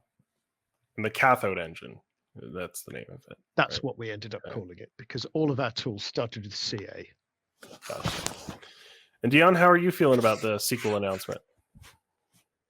I think Will and Andy said it all really. I feel the same way. I've got friends who are working on it, who I know, were on the original, and they love it so much. And I just want to see the world again, and I want to get scared again, basically. And so I'm kind of like, okay, and I'll try to get all the achievements in this one they got. So I'm looking forward to it. Yeah, it's going to be a bit of a ride, I think. And Andy, you just mentioned the sound engine that Isolation used. That was what the game won. Was a BAFTA, wasn't it? Yeah, that's what the game won a BAFTA for, among many other nominations for it. And I remember when I visited Creative Assembly before the release, and one of the things that, in particular, that I was super impressed by was the sound design engine. I remember being shown it, and the way it dynamically shifted the focus of the tracks based on the aliens' behavior as well. And obviously, video games are, by their nature, dynamic anyway. So I assume there's some level of that kind of behavior in all video games. But how did Isolation's sound engine differ compared to typical games? Why was that the BAFTA? What was special there? I think partly it's the people, but also, I mean, we had our own in-house scripting engine, which was very tightly tied in, which, okay, if you compare it to what Unreal 5 does, our scripting engine was, fairly archaic, but for its time, we had a pretty strong scripting engine, which allowed us to tie kind of all the audio into the game and what the game was doing. So it was responding live to the AI. It was all linked into the AI, but kind of the most important thing that it had was kind of quite boring sounding, but it's audio propagation. So if you opened a door and a noise was made in the next room, you would hear that noise through the doorway. If you closed the door, the audio would be muffled, and that would go both ways. If the door was open, the alien would hear you move better. If the door was closed, that same technology would actually muffle it as far as the alien's hearing was concerned as well. So we had very, very high quality audio propagation, and it sounds a bit dry. It's not something you necessarily are aware of as a player, because what it does is it's so realistic, you take it for granted that when a door opens, audio is better. If there's a window elsewhere, you'll hear the audio coming from both sources, right, through the window and through the open door. You have no knowledge of that, right? It was all computed live. It's way, way, way ahead of its time.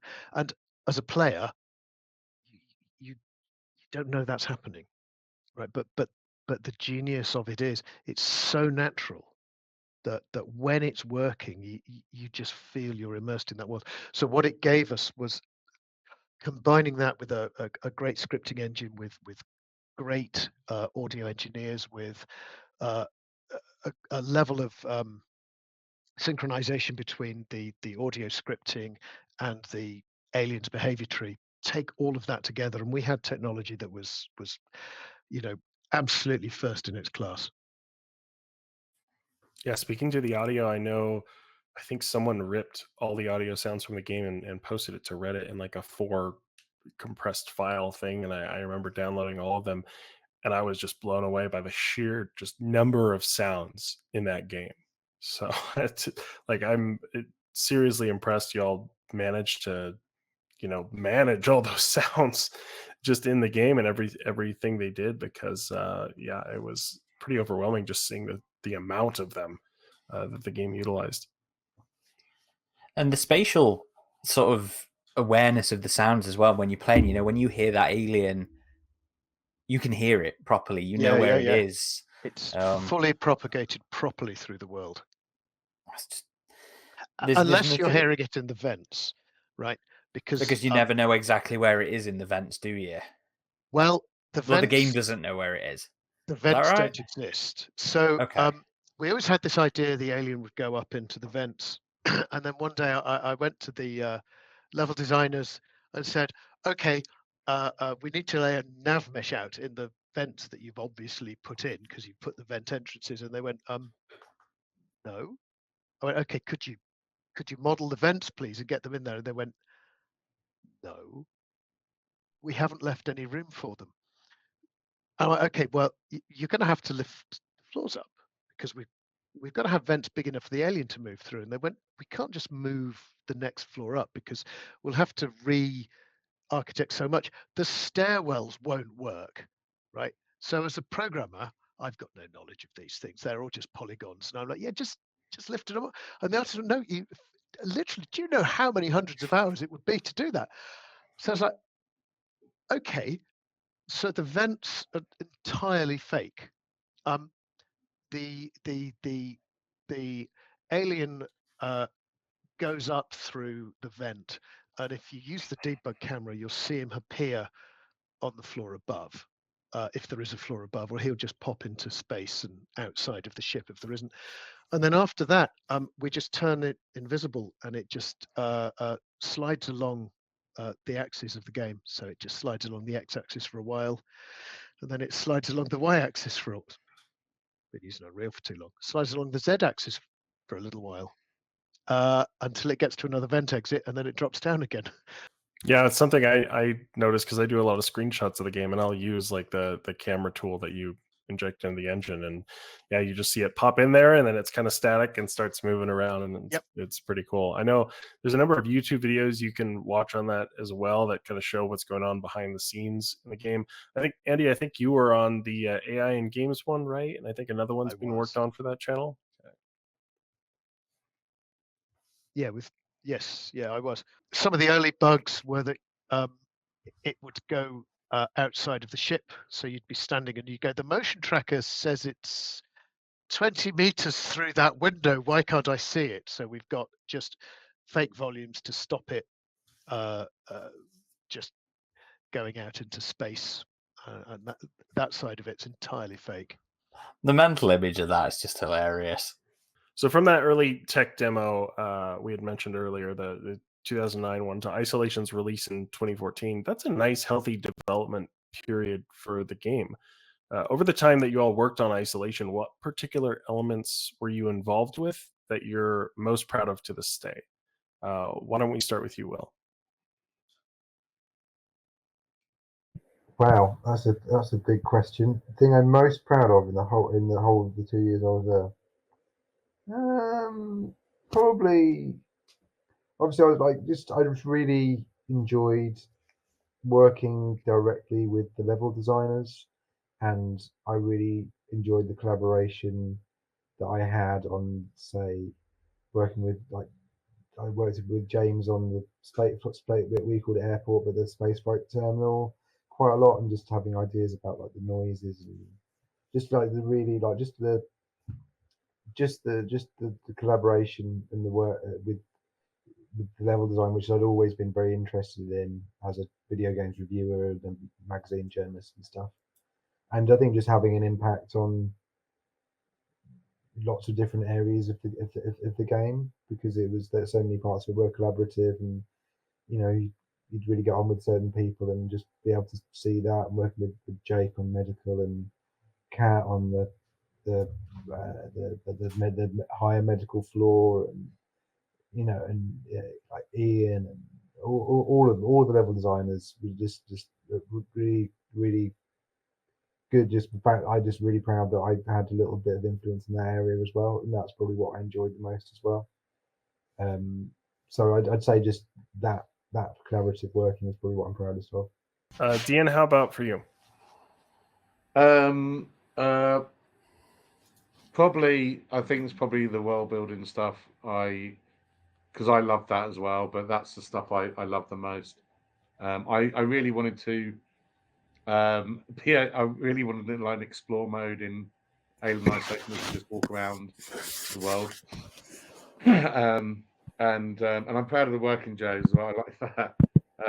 The thing I wish that people took forward into other games and stuff is that and it seems like a really little thing, but the thing I'm probably like the most is that we never called the alien a Xenomorph in Alien Isolation, and I said we're not going to use that because I know that's kind of the official thing, but if we give it a name, it's more known, and that's my thing that I'm like, I really believe in that, and I kind of wish that other games and books had taken that through, and they don't refer to it as Xenomorph, because I mean it's a pain in the ass because you've got to find lots of different ways of talking about it, but I think it's actually really key to keeping the alien like an unknowable thing.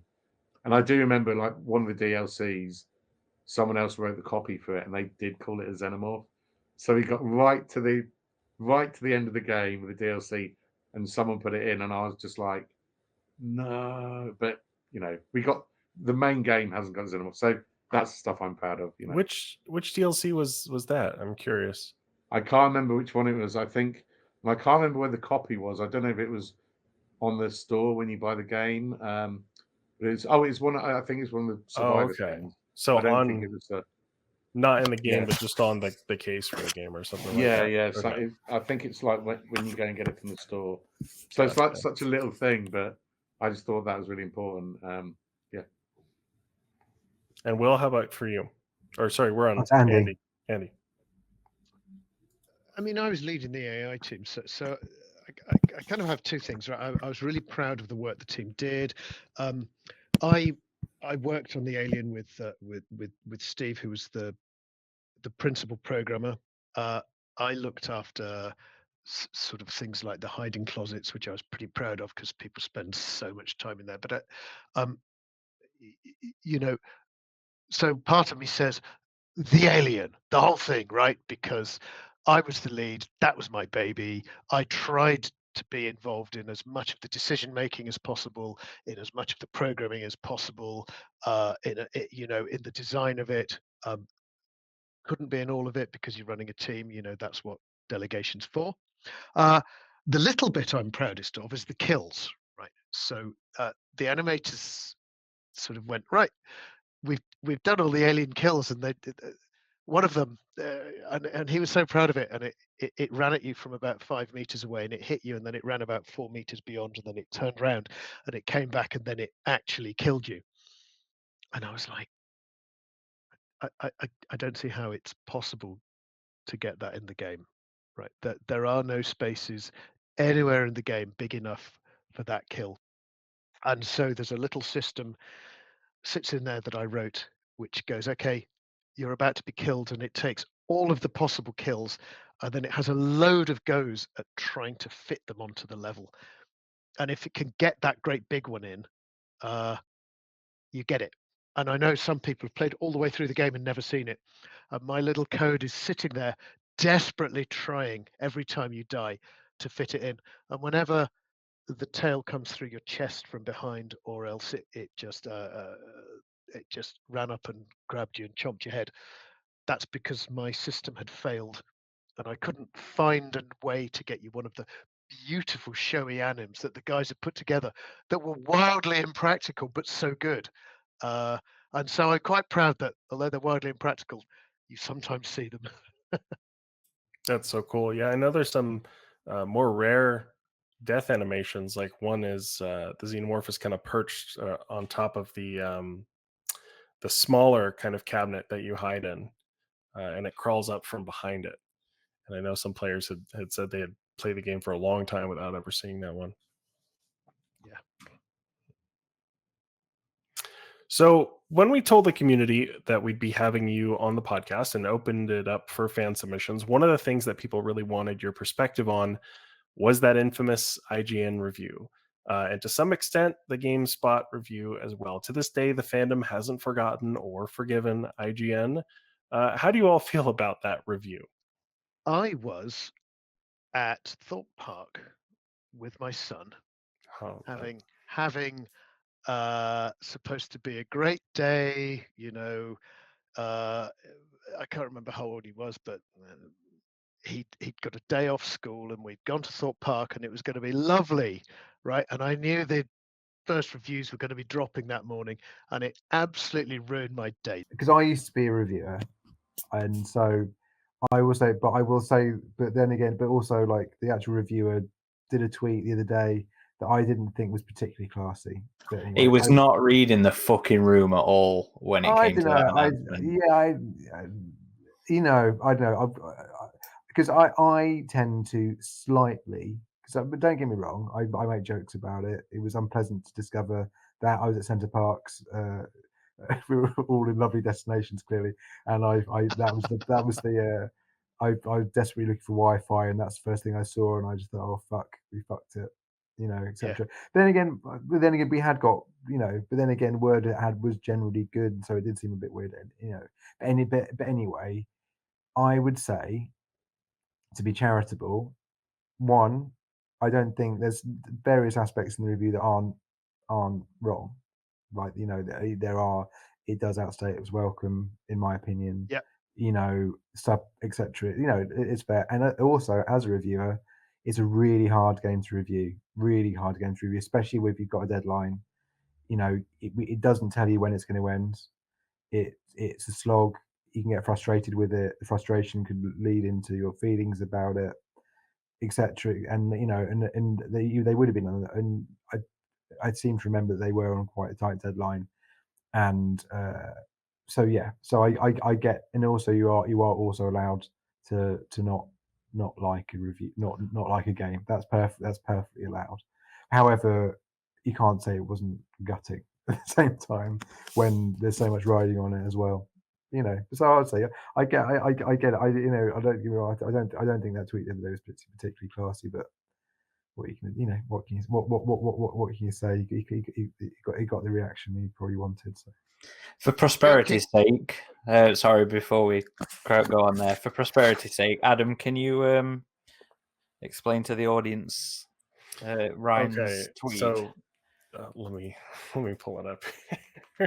So yes, the person who reviewed the game was Ryan McCaffrey for IGN.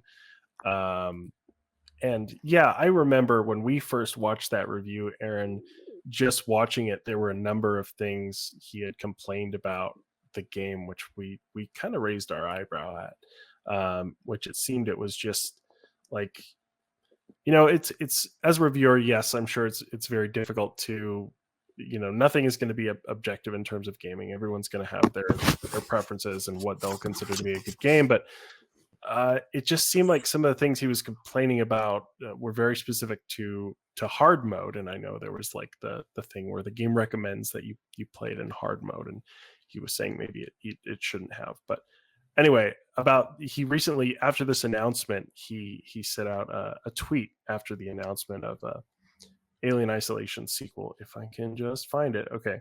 He said, Alien Isolation 2 announced, but all those armchair industry experts out there told me that my review specifically killed the sequel. I should review this when it comes out just to fuck with all those people. And if you look at the comments to that, yeah, there's a lot of people giving him some shit. I really think this is the land where we this is where we enter the land of no comment. I really like. Do you know what I mean?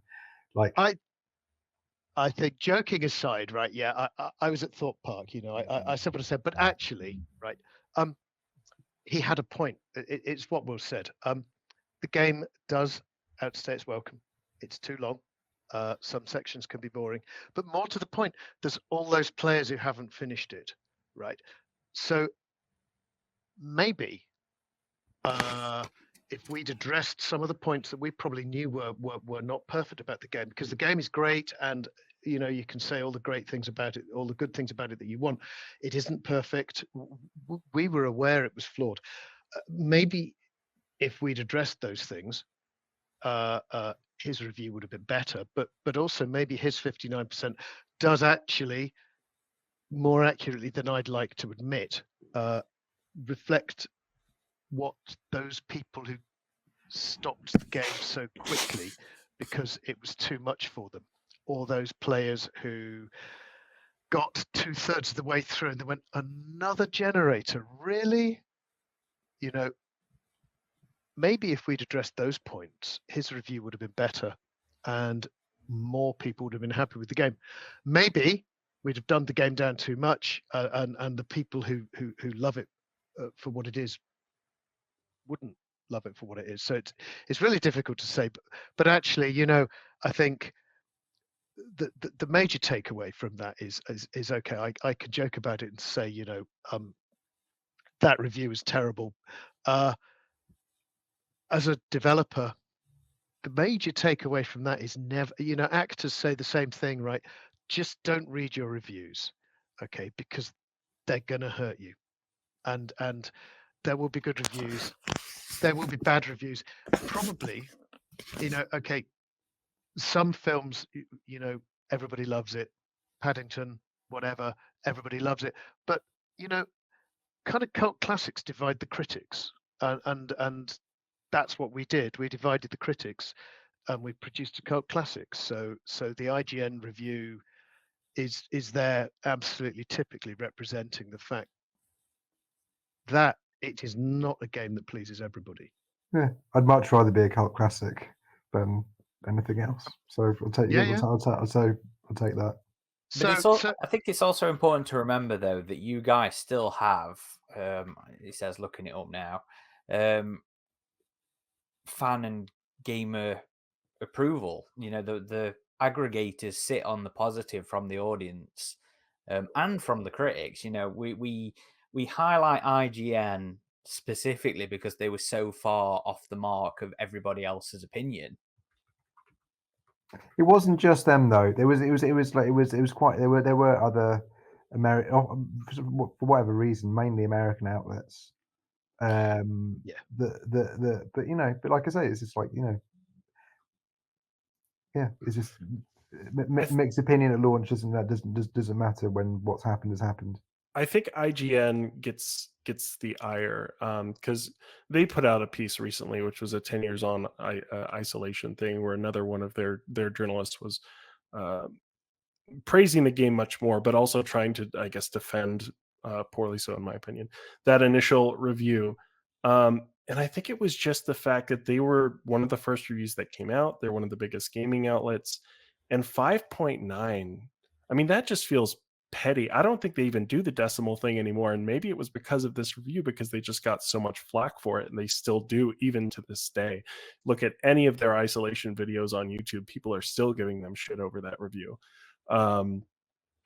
So yeah, I feel like it just felt, I mean, you can review something negatively because you don't like it. I think there were just elements of that review that felt it was unfair because it was coming at it from the reviewer's personal frustration rather than looking at the game's merits and judging those merits, even if the game doesn't click with you. 5.9 was just, I don't know, that just seems unfairly low in my book, but I'm a little biased because I love the game. So I think we all have. I've never read the review. I saw 5.9 and I didn't read it, so I've no idea what he said. I don't want to hear. That's fair. But I mean, it's the lowest review on Metacritic, and on Metacritic, the game has, I guess on PlayStation it has an 80 or 79. So it's like, if it's not for that review, the game would have reviewed just a little bit higher. But Adam, I think I can speak for us. We're all delighted that you're pissed off on our behalf. Okay, I'm sorry. But ultimately, it's your place to be the one that's more that's pissed off. Okay, well, I'm glad you guys aren't as pissed off as we are. But I'm sure when we're off camera, it'll be different. But. I do remember when I read it.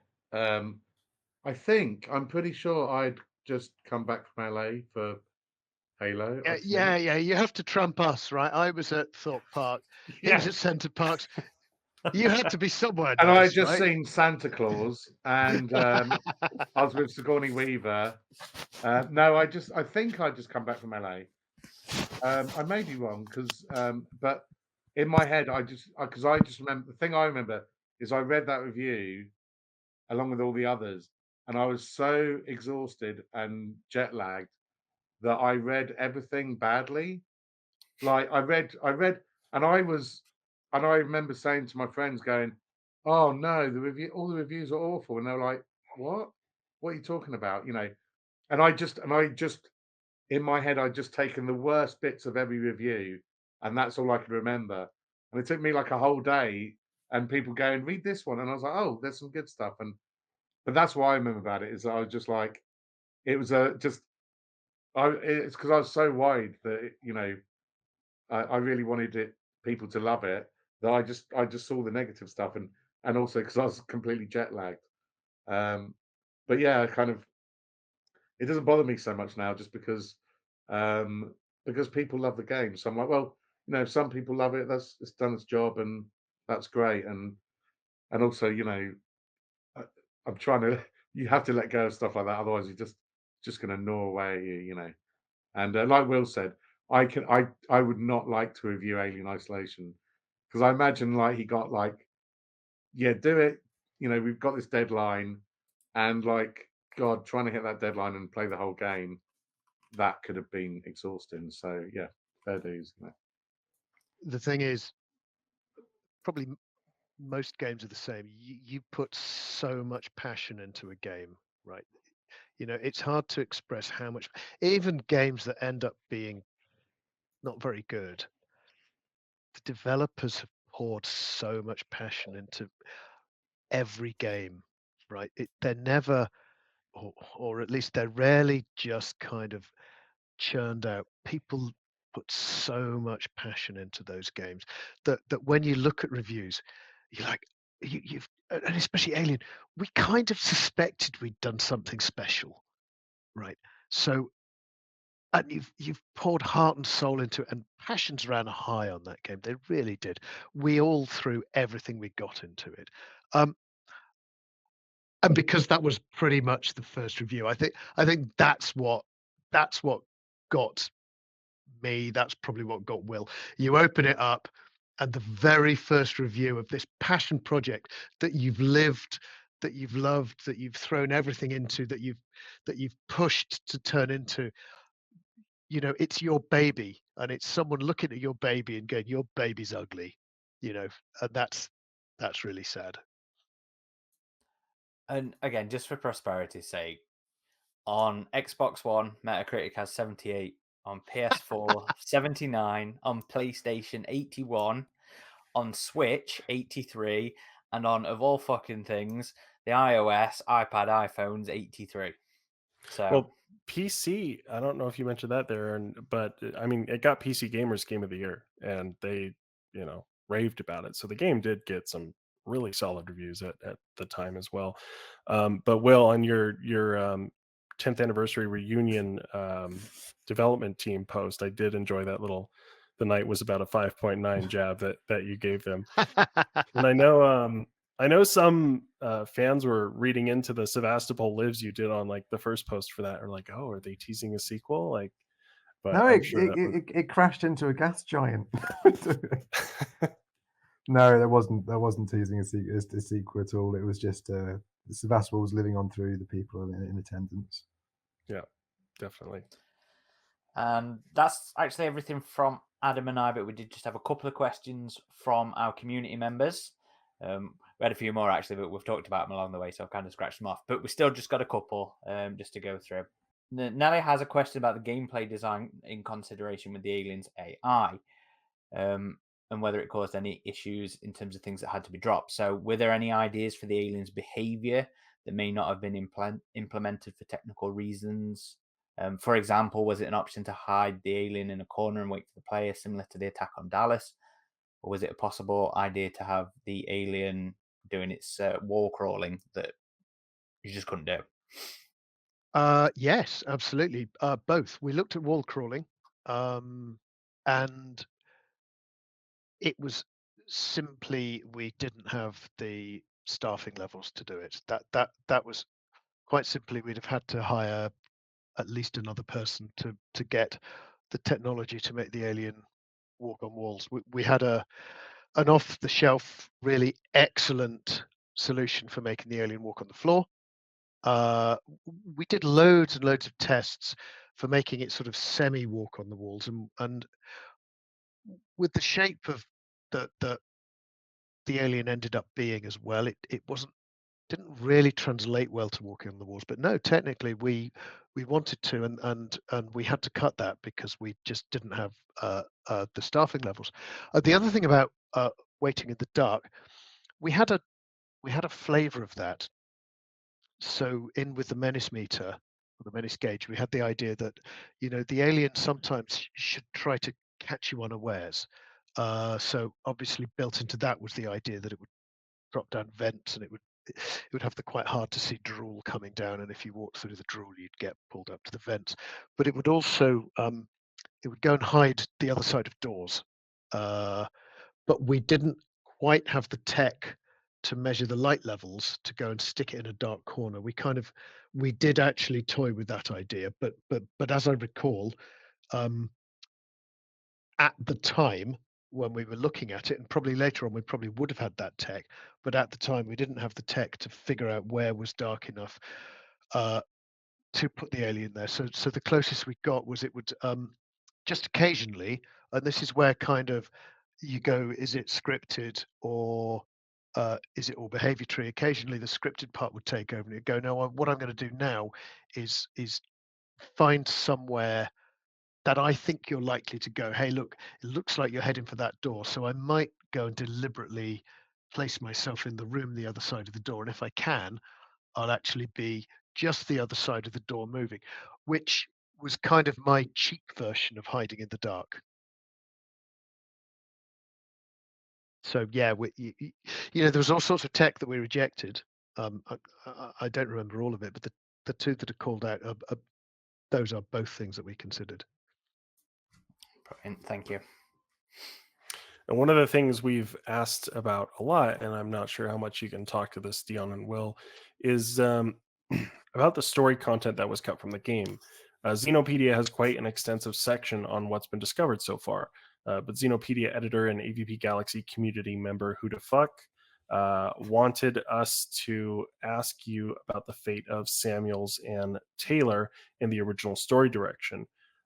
We know they were both antagonistic originally and attempted to escape the station, killing Waits and injuring Ricardo. But what actually happened to them? We were also curious about the original intro sequence that PC Gamer reported on, that they had. It was, I think, dealing with Marshall Waits trying to quell crowds and stuff like that.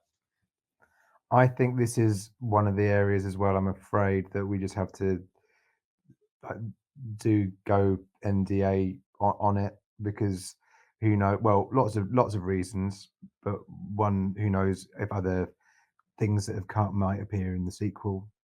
Who knows? Like, in it, I think all we can say is, yeah, there were lots of different iterations of the story, but and obviously people have found different bits and bobs in the files, but we can only really talk to the final product, really, in this aspect. So Yeah, I'm I really think so. sorry. I'm really sorry to Who the Fuck, if Yeah, indeed really that is sorry. their real name.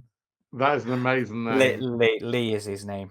Lee, I'm sorry, Lee, but it's not really one that we can speak to. Yeah, I mean, apart from like not wanting, the other thing is that there's a lot of stuff I can't even remember now, like how many Oh yeah. ideas we had and how far we got with some ideas as well. So, yeah, sorry about that. I know you probably can't speak to this either, but one of the things I was personally curious about was the Anisadora section. Because just looking through the art book, there's some areas of the Anisadora that we don't really see when we're there in the game. And when you dock like the ambulance and the ship, it still says like San Cristobal Medical Facility, like once you board the Anisadora. So I'm like, was this like kind of not what this originally was supposed to be here? So I was always very curious about that section myself. Well, in any game, there are edits and there are cuts and there are changes and this and so if something is removed from the game, then obviously everything has to make sense, and it's a bit of a Lego brick situation. So every now and again, and like, you'll be able to spot that if you've played the game a million times. You'll notice that maybe there's like a link between two things that don't entirely make sense, but because that's ultimately like our job as writers is to like to thread things together and to use the building blocks being presented to us by the level designers and by design. So you're probably seeing through the matrix slightly there, I'd imagine.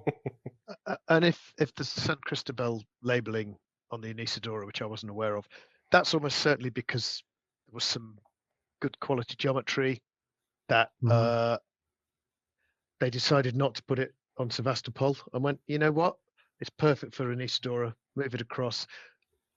No one will never ever notice. Nobody will ever notice, and somebody, let's blame QA, but really you could blame anybody. Just one thing didn't get noticed. Like you say, you're seeing through the matrix, you're seeing how games are developed. You go, that piece of geometry is great, but okay, move it, reuse it, relabel it, go through, do everything. We're all human. Maybe, one option is a mistake got made or something didn't get noticed. Or QA did notice it, but it was such a low down bug that there's no way anyone's ever going to fix it. Who matters? It doesn't care. 10 years later, here we are.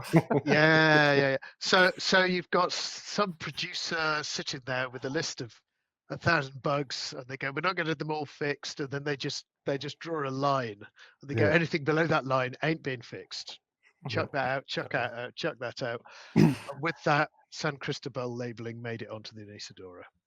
I think as fans, we just tend to look into things too much. And on the Anisadora, I was definitely doing that. I was like, why are there hospital beds here? Is this like a medical ship? Like, so yeah, but again, I'm sure. Come on, if anybody gets that, I think Will and Dion will as well, with their attentiveness to detail. Come on, you understand Adam's nitpick. Well, not nitpick. No, I love it. It makes me think. I watched the the Thing kind of remake / sequel. I know that a lot of people don't like. I personally really like it, but the whole thing of that is really, if you're a fan of the Thing film from the John Carpenter one, and then you watch the prequel, you get to see all the kind of, you get to see where all that that axe in the wall came from where that thing melted. So yeah, no, I love it. I love that people are digging deep. It shows so much passion and kind of, yeah, it's brilliant. It's why you've been making the game in the first place, really. So that's it. We're all questioned out. Before we let you jump out that Project KG 348 airlock and try and make it back to Sevastopol, is there anything you'd like to tell our audience, share with our audience, that we haven't given you the opportunity to with any of our questions over this last, oh my God, 3.5 period? I'm so sorry, guys. I'd just say thank you, for because they kind of the game's it's where the game's still alive, isn't it? And it's because of the fans and you guys. So thanks for being into it, really. Yeah, and ultimately, like, it's because of the fans and because of the support. That's why you've got the sequel. Do you know what I mean? It's because you wouldn't be getting this if you weren't asking for it. Do you know what I mean? Every time Sega ever retweeted, they've had that thrown at them. Do you know what I mean? Where's Alien Isolation 2 and whatever? And I think it just shows that, like, passion and whatever can get. I think, like, and like Romulus as well. Like, it's just like, if fans, don't get me wrong, sometimes fandom can go the other way, can't it? But in this situation, there's just been so much positive, good feeling about it, that I'm sure that has been felt in every department, from creative assembly to Sega to Disney to to everyone connected to the franchise. And it's because of the passion. It's because of you guys wanting us here. It's because of sites like AVP Galaxy. It's like it's just so basically, yeah, thank you for everyone for carrying it on from where we left it off, really. Yeah, again, I'll say the same thing. Thank you to the fans. One of my great pleasures in life is just occasionally you can say to someone, I was the lead AI programmer on Alien Isolation, and they go, oh my God, that's just my favorite game. And there's such a buzz when somebody does that, and they still do it. I think the last time that happened to me was only about 6 months ago. Doing that, chatting to some stranger, and you get onto the subject of video games, and you get onto the subject of that, and then the look on their face, and they're like, "Oh my God, that we've done that." That we've put something together that people feel so passionately about, that can sit there and go, that's my favorite game. I love that game. I've played it through this many times. I've got all the achievements. That we've had that impact on people and that they've enjoyed it that much. I'm just so proud of that. It's just great. And thank you once again, guys, for your parts in making this game. Yeah, for real. Thank you.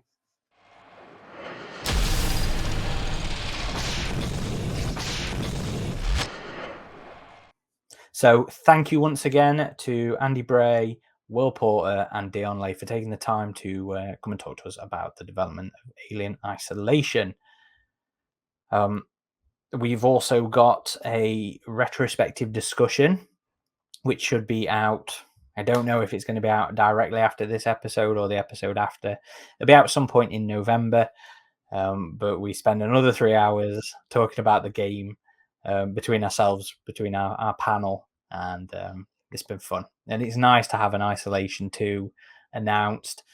Hopefully some of those other Isolation rumors will have come to fruition by the time this is out as well, and there's some other remaster or VR sort of port in the works. We'll see.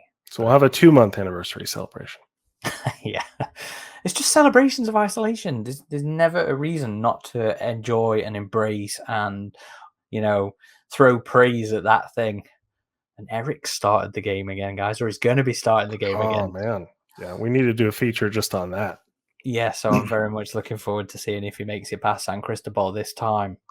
But thank you once again to Andy and Will and Dion for coming and joining us and shedding some light on the development of Alien Isolation.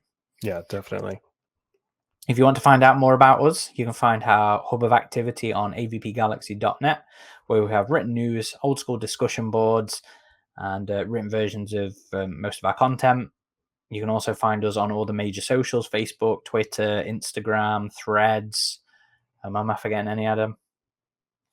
No. We're on there as AVP Galaxy or Alien versus Predator Galaxy versus as in VS. We're on YouTube if you're listening to this. I was getting into that. We're also on YouTube, where we post video versions of these podcasts, as well as video versions of our editorials. Adam recently posted a nice one on the AVP theme park that never happened in Malaysia. I'm currently working on one to do with Alien Resurrection. It may or may not be up by the time this episode is out. It's going to be a good one. It's going to be a juicy one. I'm looking forward to that. Yeah, that one's good. Diving into a part of the resurrection history that hasn't really been touched upon, and I've made contact with a exec at Fox that oversaw the development of the film that has clarified some bits and pieces and shared some new information for us, and I'm looking forward to getting that up and out there. If you want to follow me personally, I'm on Twitter @_Corporal Hicks. If you'd like to follow me personally, it's @RidgeTop21 on both Twitter and Instagram. Indeed. And thank you everybody for listening or watching. This has been Corporal Hicks and RidgeTop signing off.